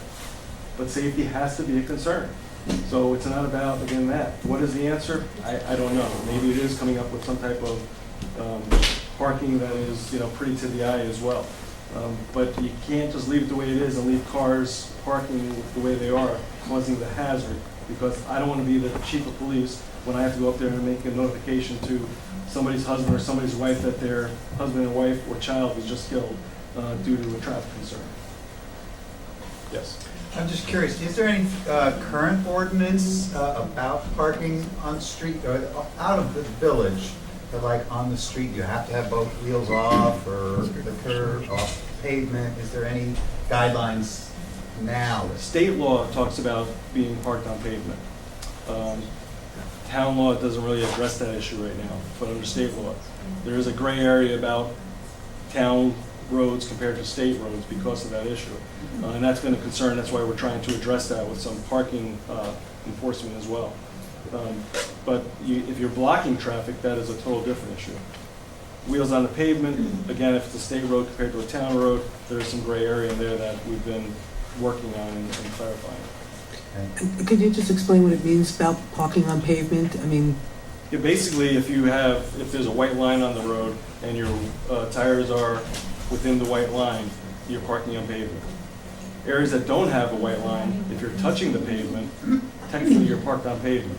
But again, the gray area and the concern is state road from town or village road because of the way the state law is written.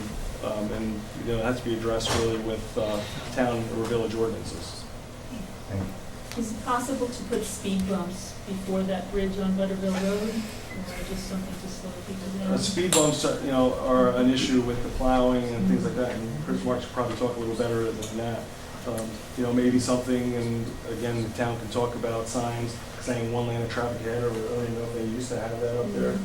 Not something to help lower them down, but speed bumps are a big concern when it comes to the maintenance of the road and the plowing of the road and issues on that. Yeah. What about the possibility of a flashing red light or a camera on the bridge? A speed camera on that bridge, and making a sign that there is a speed camera here. And snapping photographs of people's license plates if they're speeding underneath that bridge. Unfortunately, speed cameras right now in New York State aren't, they're not approved. They're not approved. I know it's an issue. Only in New York City they're allowed? New York City has some ordinances that they've passed. I know I think it's a pilot, I think, that they're doing in the city. Yeah, there's other areas, other states have that now, but New York State has not approved. I've actually looked into speed cameras and looking at some ordinances and laws, but right now New York State is not ready for that. I think it's a great idea. And a flashing red light, is that? And not to put a price on safety, the flashing LED lights that are solar are $2,000 a light. And being my experience on how many times I lose Bud Street, and signs that have, other connotations to them, I'd probably be up there once a month replacing that sign. That's not an area you want a flashing light. Okay, that's it. Okay. Even the preserve doesn't want flashing Okay. lights. Does anybody have anything else that they want to ask, or do you want to say something? Yeah, the only thing I just wanted to is we did receive some. Roseanne had some letters. I do want to enter them into the record. The material in all of these, excuse me, is all been covered. So, but I do want to recognize that Dan and Marianne Winfield did send in a letter that would like to keep the parking as it is. They enjoy using the access. Dan frequently uses it. Since he's not here, I can talk about it. He was one of the ones that was towed. I have run the road many times with Dan Lenape Lane, and since he's not here too, I will say I'm faster than him, but that's actually not true. He's much quicker You than me. got copies of these, right? There's another one from Stephanie Wagner, who also uses as an access to run up and down Lenape Gateway. She hikes, walks, and runs up this magnificent hill, and would like to see that there is continued access off of Butterville and be able to, again, continue to access it and have some type of community parking. That's from a Stephanie Wagner. A Clay Spencer also wrote in support of continuing to allow parking on Butterville Road so that they continue to see the vistas of the ridge while on Lenape and access to the Lenape Road. And thanks, everybody. And then the last one is from Kamiko Link, who identifies herself as a Village of New Paltz resident, and also would like to continue to see the parking on Butterville to access Lenape Lane.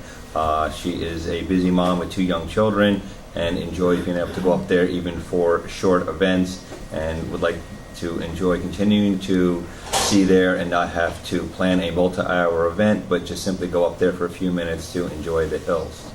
So thank you to the residents. I'd like to have these entered in. And if you could just, Mary Ottaway called this afternoon to leave a message that they couldn't make the meeting tonight, but also express the same sentiment of keeping everything open and available. Okay. So thanks. Okay, Chris. I just have a question, Mike. It's just something I thought of. I'm sure it has to be vetted out, talked about a lot, and has to be figured out. Does anyone have an issue with seeing that bridge narrowed and making it a single lane? So that only, it creates a lot of problems for plowing. Might also cause a problem for emergency vehicles. But For traffic calming? for traffic calming, to narrow it, I believe it's 15 feet, narrowing it down to Slow 8, everyone 9 down. feet. Slow them down. You'd have to do that. I know. Yes. Well, they do that on top of Mohawk. One of the conversations I had with the preserve, we talked about redoing the decking. At one point was they were thinking about raising it. They said, no, don't raise it. They're just going to bring more trucks down. Fit. I personally have ripped 3 wing plows off of that bridge myself because I've either hit the wrong lever or just whacked the top of the plow off. It's a very difficult bridge. Highway point of view, again, don't shoot me. I'd love to see it not there. But maybe by narrowing it, making it a single lane, and then using signage to mark it, and or possibly some guide rail. Again, I'd have to really look at it and then have an engineer look at it. Maybe that'll limit some of the problem. That one I'm not on sure, Mount- I'm just throwing that out, if anyone here would have a problem. The one on Mountain Rest, though, is really precarious. Like, if you're driving up there and there are two cars coming, I mean, almost every time I go through that, there's another car coming and there's poor sight distance. I don't, Well, it's it's a great way if it could work, you know, if it was just a one-way street, it'd be fine. If it wasn't on a turn, it might, you could see. I know there's a few railway bridges in Rockland County that are like that, where they're single, and you can look through the other end. It's coming up with a different option, this way I can go and measure things out and ask a lot of questions, but it's just throwing it out there. Well, they didn't all scream and yell and tell you no, so I thought it was pretty responsive. Okay, One thing that hasn't been mentioned at all tonight that I find fascinating is that 299 is now a scenic byway, it's a special place. But the speed limit is often 55 along it. And it seems like, how scenic can it be at that speed when you're worried about deer and everything else? And that people that are used to going 55 that turn onto Butterville are used to going fast. I just wonder why the speed limit on a scenic byway is so high. It's complained, because when they repaved it, it was 45. And then the state, and I asked someone in DOT, well, they just feel the state highway should be 55. I don't agree. We're actually there's some legislation, probably a lot of people know Nadine Lemon from Gardner, and she's involved, she's like a sort of lobbyist in a way for transportation stuff and whatever. So she's sending something around right now to try to get support to have the state let the local municipalities through home rule designate the speed limits on their roads, because we can't designate speed limits on our road. So even when people want to have the road slowed down, the speed limit dropped, we can't do it. And, we have to go to the state.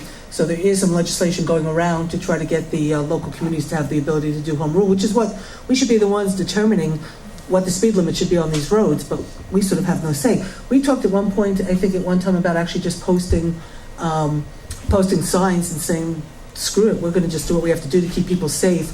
Problem is, what we found out is that then if the police write a ticket, we basically can't necessarily take it to court because, so we've been sort of trying to figure out all of these things, because speeding is a real big problem on a lot of roads in New Paltz. And even though it's New Paltz, that's a county road, like I have no jurisdiction. And just so you know, the county, we tried to reduce the speed on, I'll use the recent example on North Puck Corners Road. We even did a actually, I apologize. Woodland Ponds did the traffic study that supported reducing the speed limit, and the county denied it. So even when it's been shown by a study, by data, it was actually still denied. So if you want to call your state senator, your representatives, and your congressman and encourage them to try to pass a home rule, it certainly would help, because under home rule we would be able to then decide speed limits within our own community. I presume it's going to be 55 at Park Point then. What? I presume it's going to be 55 miles per hour at Park Point. What's Park Point? Oh, I'm sorry. Another one that hasn't been brought up, Mark, is like at railroad things, like at the sides of that bridge, it's not a flashing light and it's cheaper, so people might not like the aesthetics, but sort of yellow, black stripes. People driving, even if there's no sign there, they're like, whoa, there's something going on here, I better slow down. And I would agree with you. But it's illegal. No. I wouldn't say it's illegal, but the amount of concern I got when I striped the road through there, even going out Albany Post, the first call I got was, you're not going to put the yellow lines, we want to be rural. So I wouldn't even imagine. Again, if the board says you can do that, and I have no problem. Personally, I like the way it would look. Absolutely not. But safety first. It's definitely an option. If we did make it a single lane, there would definitely have to be some kind of signs with chevrons, something notifying you. Granted, it wouldn't be a parking sign every 200 feet. You'd have probably signs. I'd have to look at the books. I'm just going to say 150, and then right at the bridge, to notify you of something. Some big ostentatious thing, which it'd be hard to miss.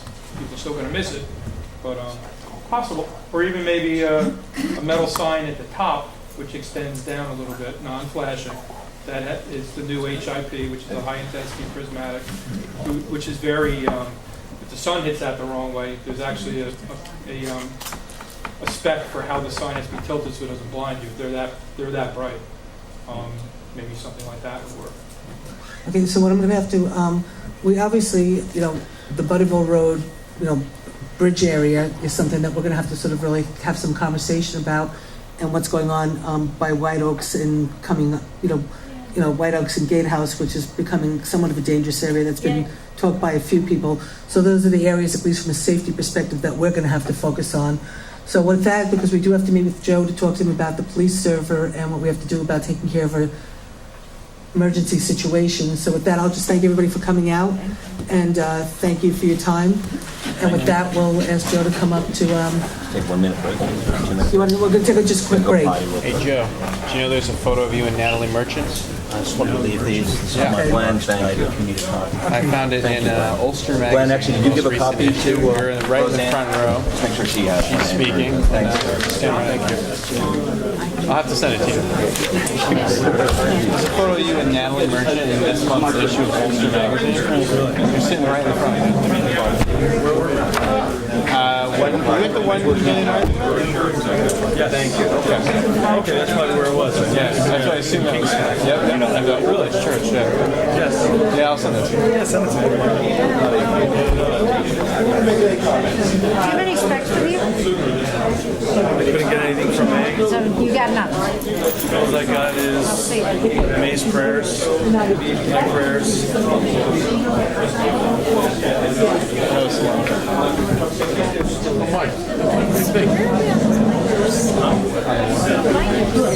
Oh, well, what happened with the binders is you and I were the only two around the binders. But Jeff said that we have our own line. We could buy binders. Yeah. That's what I think. So I'll ask Jeff about that again and see where they are with that. But I did, it was just you and I. No other interview? I know, no one else. Okay then. Maybe the single most thing. And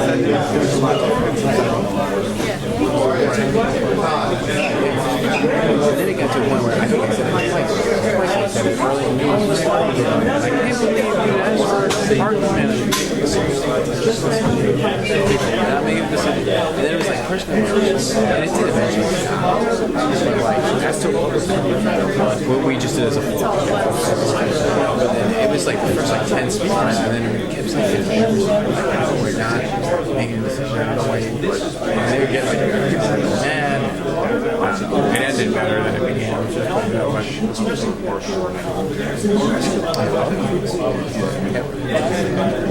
was it?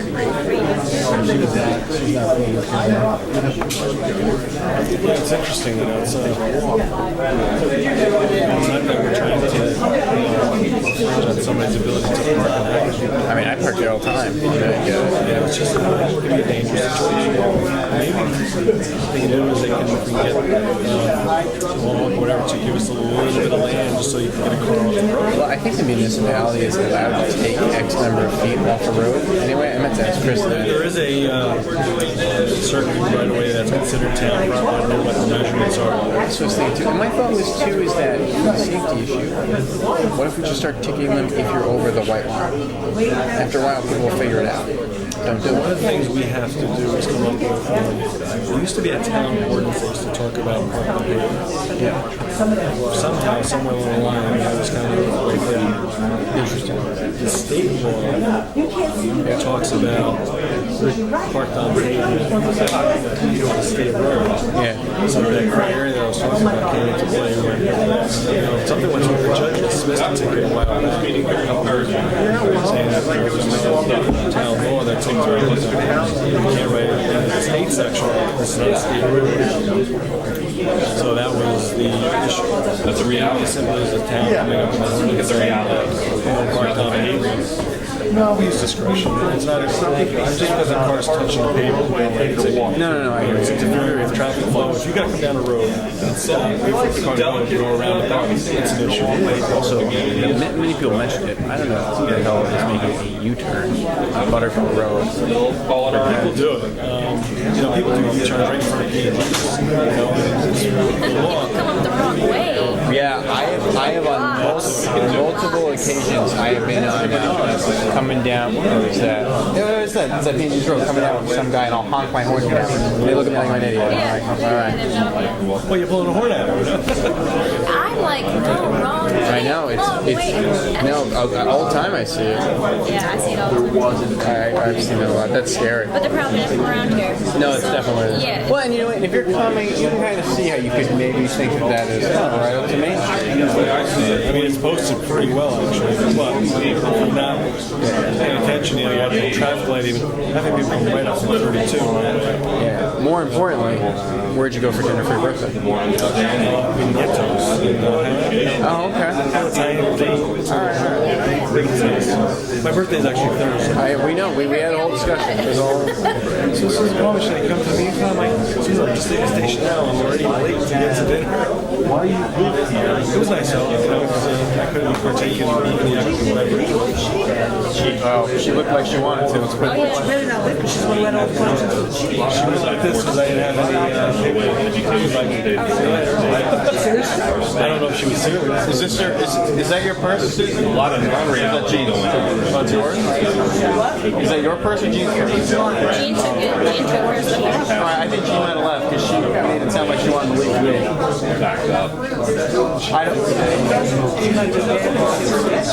I didn't think she was really upset. She goes, oh, she didn't want to leave.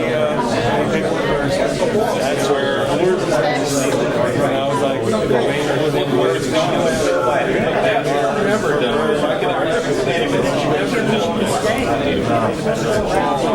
we're in dire straits.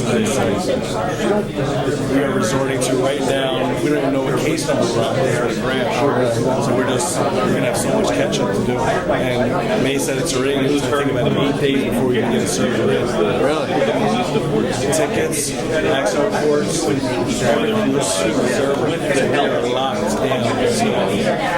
The more you build them, we were able to get our emails, some of our emails back up, and we should be able to put a schedule up to get cases. We didn't even know who's on vacation, who's working. Oh, wow. That's why we've been asking the last year to say we need to get it done sooner than later.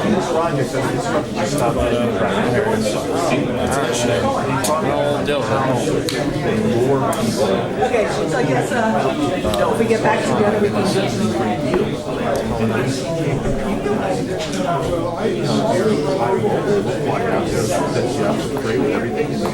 Rosanna, have you watched Paltz, right? I think you would greatly appreciate it. I've seen a couple episodes. I've been watching Big Bang Theory lately. Well, that is a great show. I don't have cable anymore. I do Netflix. It's nice. I don't even have time anyway. Grad school is slowly killing me. When's your wedding date? July 4th. It's town holiday. Maybe it's because of the wedding. This is July 4th. Wow. Anthony's parent. There's one going on. Are you doing the ceremony there as well?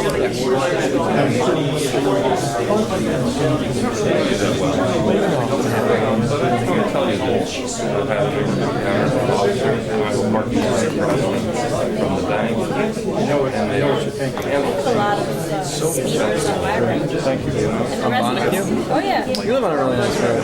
It's really nice. Now, is that your house? Amazing. I didn't walk away. It's my house, too.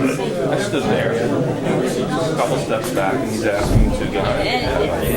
Because we live at the bottom, everybody that as soon as they pull onto the road, All right, turn around. I know who you are, but right away. Well, it's like a weird place there because it's just right before the line. yeah, quite. that too. You live in the village, eh? Oh man. Gianna, I'm ready for there. Because I said I moved to the village.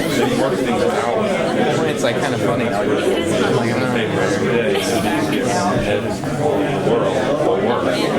Including Jason.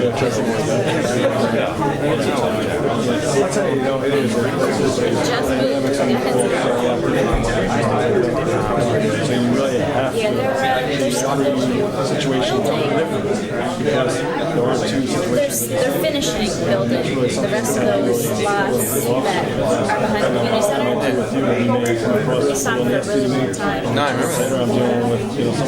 No, it's a nice area over there. I like that. I'd happily live there. I did door knocking. I met you there. I know. That's right, and I didn't know it was Jasper Bears. I met everyone door knocking. It was great. What? I met everyone door knocking. Appreciate it. Oh yeah. Oh my god. I've done it. It's like a really good location. The village is the easiest place to do door knocking. So yeah, so I'm reading the magazine. There you are, hanging out with Natalie Merchant, right in the front room. Very exciting.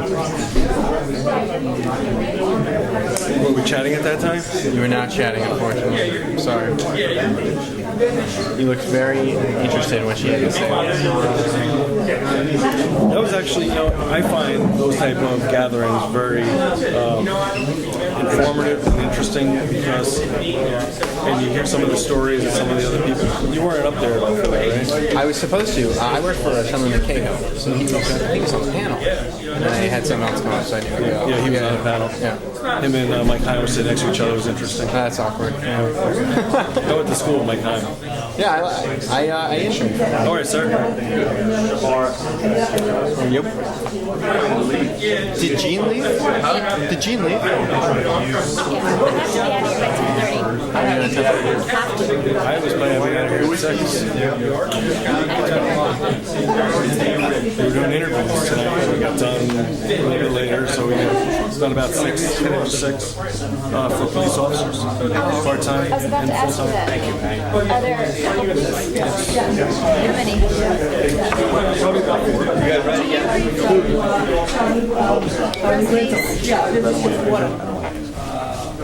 I'm going to become a police officer. Here's the place to do I would definitely be bad at copying. Stop doing that. Stop. All right, fine. I tried. Okay, everybody. Let's reconvene. We good here? Good to go here? Short amount. Yeah, I know. All right, whatever. I can't say I blame her, but I might, stuck it out. Thank you. It was like snowballs. Bigger. They're closing the road. You were like, where is this? I never saw this. Did you write that we were banding together? Where did it come from? It was like the little grain of truth, and it just started. And I almost felt like I could have said it after every point, and then after a point, I That's why the boy just it was like. and I almost felt like saying, "Raise your hand if you were here because of this." What? And then all of a sudden, it's like, like him in sacrilege. That woman over there. She was rude. She was rude. She was rude. That annoys me. We're doing this for the benefit of you guys. And then Don't yell. we say we're not going to take action. And then they get up and accuse you. Don't take action. Like, we're not making a decision. You can't make a decision. We're not making a decision. We're not making any decision. We can go home. We're just trying to listen. The truth is not, it's just dangerous situations, you know? This was one of the more painful things I've ever done. Well, trust me, this is minor pain. Trust me, this is not. Yeah, this is not that bad. This is not that bad. Yes. Thanks for a very simple meeting. Okay. Thank you very much. Thanks for coming out. They would. Oh, thanks. Everybody should really see. Everybody should really see the letter. How are you? I'm okay. How are the kids? The kids are like Andy and Hannah both doing great. They're both doing phenomenal. They're all getting on, right? It's good. I can't stand it. Burke has a 3-year-old. Yeah. Oh my God, I think she left. She made it sound to me like she was going to leave, and she actually left. Yeah, and Eddie is married, of course, and they have a dog, but I mean, no grandchildren. Yeah, no grandchildren I'm passing your town. There's no texting. Feared to death of that intersection. Jeff, you ready? Please, I Jeff. stay here and do it. Jeff. Todd's the one who bought my house. We gotta do something Yeah. up there. I mean, Get to work. even if it's just that one area from Yeah. the bridge to the mailbox. I agree with you. I mean, something's got to get Yeah. up there, and I agree with, people want to park and everything. No, my friend. We can work it out. You got it. But that was one area Yeah. that was a dangerous. Oh, you sure did. Yeah. No, the part with somebody that the part their with family the bridge would part have is really getting really serious.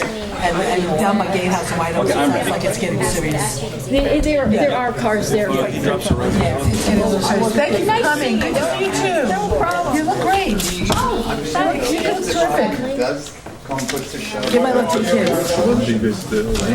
We're just going to tell everybody to move. We're going to just tell everybody to stop moving down on 100 Butterville Road. I'm digging my ditches right now. I'm saying take down the fences on Butterville. You start a program. The alternative is they go and move to Either that or you gotta paint them with lines peeling. Call Steve. You didn't get a Steve was out there. Steve was out there. That didn't come with a homeowner. Steve was painting that. Steve was out there. That didn't come with a homeowner's warranty. Hire Steve. Hire Steve will paint it for you. He'll do a beautiful Okay, job. you guys ready? I'm sorry, everyone. We're just going to try to get Hire our... Steve. Call him out. Hire him. Chris, you guys ready? He'll do it. He'll do it. All right, so let's Oh, did you like it? good to go. Like it? You ready? We're reconvening. We're ready. Okay, so. Okay. We're ready. Thank Good to you. go. Thank you very much. Okay. All right. So police So I guess server. Thank you. Should we sing happy birthday? We already did. Okay, so, Chief, Yep. why don't you explain, give Chief a microphone and explain what, We have a total crash of our server. As you know, we've been speaking about our server needing the upgrade because of so much information that goes through it. We also been talking about software, and this is obviously a town-wide issue because it's a need pretty much everywhere, and that's been part of the conversation. As May Morales had told us in the past, it's kind of needs to be done yesterday, otherwise the cost is going to be that much greater if it did crash. Luckily, we didn't lose a lot of our information that's in there, and she was able to recapture most of the stuff onto hard drives, but the server is shot. So she does have a lot of work to rebuild, what we have to put it into a new server, but the cost is a little bit greater than what it would have been if we could have changed out or swapped out ahead of time. Part of the issue that we're experiencing is that when her server's down, everything is down. She was able to get some of our emails back up so we can communicate, because everything is electronic these days. The accident reports that the officers do, tickets we do, nothing can be transmitted, printed, or anything, because everything's electronic, it goes through the server. So we are in desperate need. now, I know Jean, so I'll just ask her, she's not here because she brought it up on the phone when I had talked to her about it. Can you hold on one second, because Sure. a question was asked, and I'm getting a phone call in regards to it. Okay, relative to Jean's question. Yes. It's a question I actually had. He's actually looking into another, he's looking at a proposal, because we do need to replace the server, and he's looking at a proposal to see if there's a lease option that we could also maybe exercise instead of purchasing, just because of the cost of this. It is a state bid. And also, he's getting the other question I have, which is to make sure, because we are going, spending a lot of money here, and just to make sure that if it's state bid, then we are within our procurement policy for not having to go out to bid. I wasn't comfortable with spending over $20,000. We weren't getting the state bid price, or maybe seeing a lease option, if that made sense. Well, the question that Jean had said that she had brought up during, prior to the budget meetings when she was liaison, that she had actually brought up wanting to put into a capital campaign, a capital thing to do by the server and all that, and they didn't want to do it right away, so she was a little like, why don't we do this when we knew this was going to be a problem, it should have gotten done. She wanted to put the money into the budget, and we didn't, because we were told not to, so I was going to ask on her behalf, Okay, all right, I'll give them that information. Yeah, and you bring up a good, the capital fund is, the good news is now is we could start, All right, thank you. we could start a capital fund Yes. on the server, because servers last somewhere between 4 and 7 or 8 years, or Joe's hoping for 10, which I'm with you, Joe, I hope the server does last 10 years. So starting a capital fund is never too late, we Well, can you know- start one. Yeah, I know that Jean and I, unfortunately she had to leave, but when I had talked to her about this issue, one of the things she had expressed as concern was, of course we have to do it, but she had said that when she was the liaison to the commission and the need for a new server was being brought up, she actually had wanted to put into the budget money for a capital campaign for the server, and that it didn't end up getting done, and so she was just sort of talking to me about that, so if she was here, she probably would have said something. Well, what So I on can her tell behalf- you is, I put in the budget, when I did my first proposal, $100,000 towards the software and replacement of our server. I was told to take it out because this was a town-wide issue. I don't know where it came from. But by the police commission. Police commission. Said take it out because it's a town-wide issue, don't put it in your budget. But I knew, we've spoken about the issue, so it's not anything new. This really isn't a surprise, except it went maybe a few weeks before we were maybe expecting it. We were hoping to make a move on this as we were having conversation. But I did put it in the budget, and when it was being reviewed with the commission, they said take it out. Maybe we can do a collection with the commission. Chief, can you use seized asset money to buy a server? Seems to me it's logical. We can, but honestly, it would wipe out our seized asset account and would still need more. It's not really there for the server of operation. It's more for enhancements. If we wanted to enhance something, Like enhance your server? we wanted to enhance the server, not totally replace it. So would you be interested in enhancing the pot so that if... What I would have to do, I can check with the bookkeeper tomorrow to see how much is actually in our account. I would not want to wipe it out because that money is there. I didn't say wipe it out. Okay, no, so I would have to see how much is there and see what we could contribute. I'm not opposed to it. Obviously, this is it's unfortunate that we came down to it being an emergency, but that's where we are. Dell is a state bid, so we are getting state bid pricing, so you don't have to bid because it is a state bid pricing. Thank you. If you wanted it to be a lease, we can check with that tomorrow and see if it can be turned to a lease. If I recall correctly, when we were looking at the software and the server replacement with the commission in the past, Dell did not offer, from what I recall. There was different banks that you had to go through with different interest rates, and I just remember it saying that it's not really the way to go with doing the server. But we can still look into that possibility. What it was, and so thank you for making that quick call, and I'm glad to see our computer people get back to you even at 10 o'clock at And night. they've been working many, many long hours. Which is good. What was her recommendation on a lease? Doesn't sound like she's real favorable on it. She doesn't seem very favorable to it, but she says if you want, she can look into that possibility.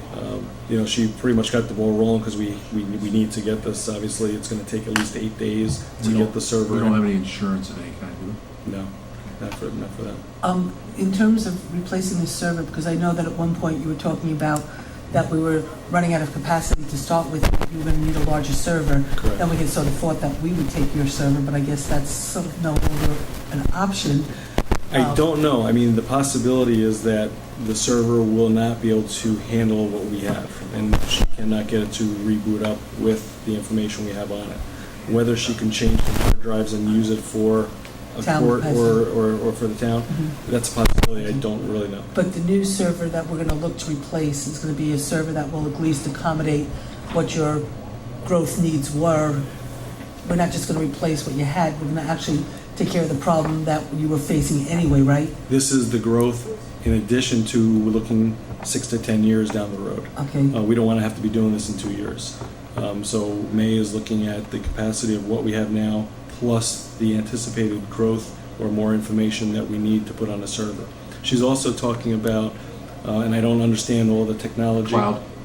No, not a cloud, but she's talking about switches that do something that adds, which is included in the price that we talked about $3,000 that she wanted to do even with the old server, but has been waiting. So if we're doing this upgrade and if we want to get it to closer to 10-year capacity time, she wants to install them as well. If, that's a $3,000 addition that's included. So that can be the savings if you didn't want to do that, but she highly recommends doing it because that has been on her agenda to do. So how do we know we need to get a server? How do we go about Well, doing what I it? was thinking is this is since it's on state bid and we need to do it now, and I know May bought some peripherals, so I guess if I made a motion that, I'd like to make a motion that we not exceed $27,000 on a server on state bid from Dell Computers. Do I have the right number? Well, she said 27 to 30. Okay, might I go to 30. apologize. So then, on a amount not to exceed $30,000 on state bid for the replacement of a server for the New Paltz Police Department, purchased on state bid. That sound like a motion? Yeah, and probably, I guess we should say that the money will come out of contingency. Well, I'd like to see, Unless, I mean, and Joe, I'll be available tomorrow. Susan's available tomorrow. Excuse me. Susan's available tomorrow, but maybe we could find out tomorrow. We can find out where funds we're going to take it out of. I'd like to. I like Kevin's idea to see. Let's see what the balance is of Does about of that. 20,000 sound like about right, and what you think might be left in contingency? Are you talking about C's asset? No, C's not C's asset, contingency. asset. Contingency, yeah, but I meant C's C's asset. I don't know why I think around 20 grand. I'm not sure. I Last don't know. I time, know we just put 6,000 in there from urgent. Okay. So that might have us around there. I'm not really sure, so it would be improper for me to really give you an answer, but we'll look at it tomorrow. I'll give you a Let's call. look at it tomorrow. Do you, why don't do you want to do the motion of, Why don't you say to be funded from contingency and or seized assets, or some combination thereof? Right. I will take that friendly Okay. amendment. Okay, do I have a second? Second. Okay, and then we'll figure out what the numbers are and, go from there. I mean, if we took a quarter of it from seized asset, we probably could live at that. All in favor? All in favor? Aye. Aye. Motion so carried? And I think we're getting some more seized asset though, hopefully soon, or that's going to take a couple of years. The Seizure takes a little time. that one go, the drug arrest in The that, one that urgent did, or no, that the urgent thing, the one that went up North Front Street, or that's going to take time. I'm trying to think which one that one is. The guy going the wrong way, Oh, yeah. The guy Car. went the wrong way, Yeah, was like stopped. heroin. cocaine and Yeah. heroin. That was the recent one? Yeah, that takes time. That could be another 2 years away. It depends if it's challenged, it depends on Oh. how the seizure goes, it depends if it's going to be handled through the DEA and or state, depending on circumstances. Oh, okay, so that's Yeah, not, it we're not takes going to time. see that anytime soon. Okay. So let's Okay, look at it so- for our next tomorrow. project. Okay. Yeah. Any other questions Thank you. we have relative to, do you think, Chief, could you do me a favor? Would you be willing to invite Dave DeGacken to come to our next police commission meeting? Sure. If you could invite him, I think it would be great, so we could have a bigger conversation about where we're going and everything. I understand there was an editorial today, I didn't have a chance to see it, but there was actually an editorial in today's Times Herald Record supporting the conversation I've been having about, the campus police working with the town police to have more backup downtown, and I guess there was an editorial in today's Times Herald Record actually supporting that. So I think it might be nice to have sort of Dave here to have a bigger conversation about where we're sort of going with the downtown and the campus and the stuff that's been sort of going on in the community. So if you could, it would be great, to have sort of a conversation, I think, between all of us. Yeah, I if that's know okay. he's working on setting up a meeting, as we discussed in the past, about upgrading or updating our MOU. Right. So Maybe we that could have meeting that has for not that been night. set, but, maybe we Maybe can put that on discuss the agenda more. for that night, that would be terrific. And he could also explain the whole union stuff, so everybody has a better understanding, and then what we could try to do to help facilitate, Then you could have one big server that you share. yeah. Okay. Speaking of the commission meeting, Detective Sergeant Lucchese will be there at the beginning of the meeting. Okay. I'll be about a half hour late because I'm speaking at a forum at the Waukegan High School that I do every year. Okay. In regards to accidents and what Okay. have you. So I'm going to leave directly there and come here, but I Okay. may be about a half hour Okay. late. Okay. And we'll get it started with Lucchese. Okay, great. So, anything else anybody wants to say? Or? Where are we having that police commission meeting? Are we Well, it's doing- technically here, even though it was so nice meeting you at the police station. I just enjoyed it so much, I was wondering where we were. All right, that's fine. I mean, we can move it to the You can police always station. enjoy that. It's probably, It's fine. Just Where were we planning on having the police commission meeting? Where? I'm still wondering where. well, they're usually technically here, but it is nice having them at the police department and the police come and stuff too, but it's probably more appropriate here. Whatever you guys want to do. Yeah, okay, we're gonna have Just it check here. it. It'll only be live here. Happy birthday, Joe. Just stop here if you'd like. Yeah. Joe, happy birthday. Okay, we want to ask you how old. Happy birthday. Could I have a motion to close? So moved. Do I have a second? Second. All in favor? Aye. Motions are carried. Thank you. Thank you.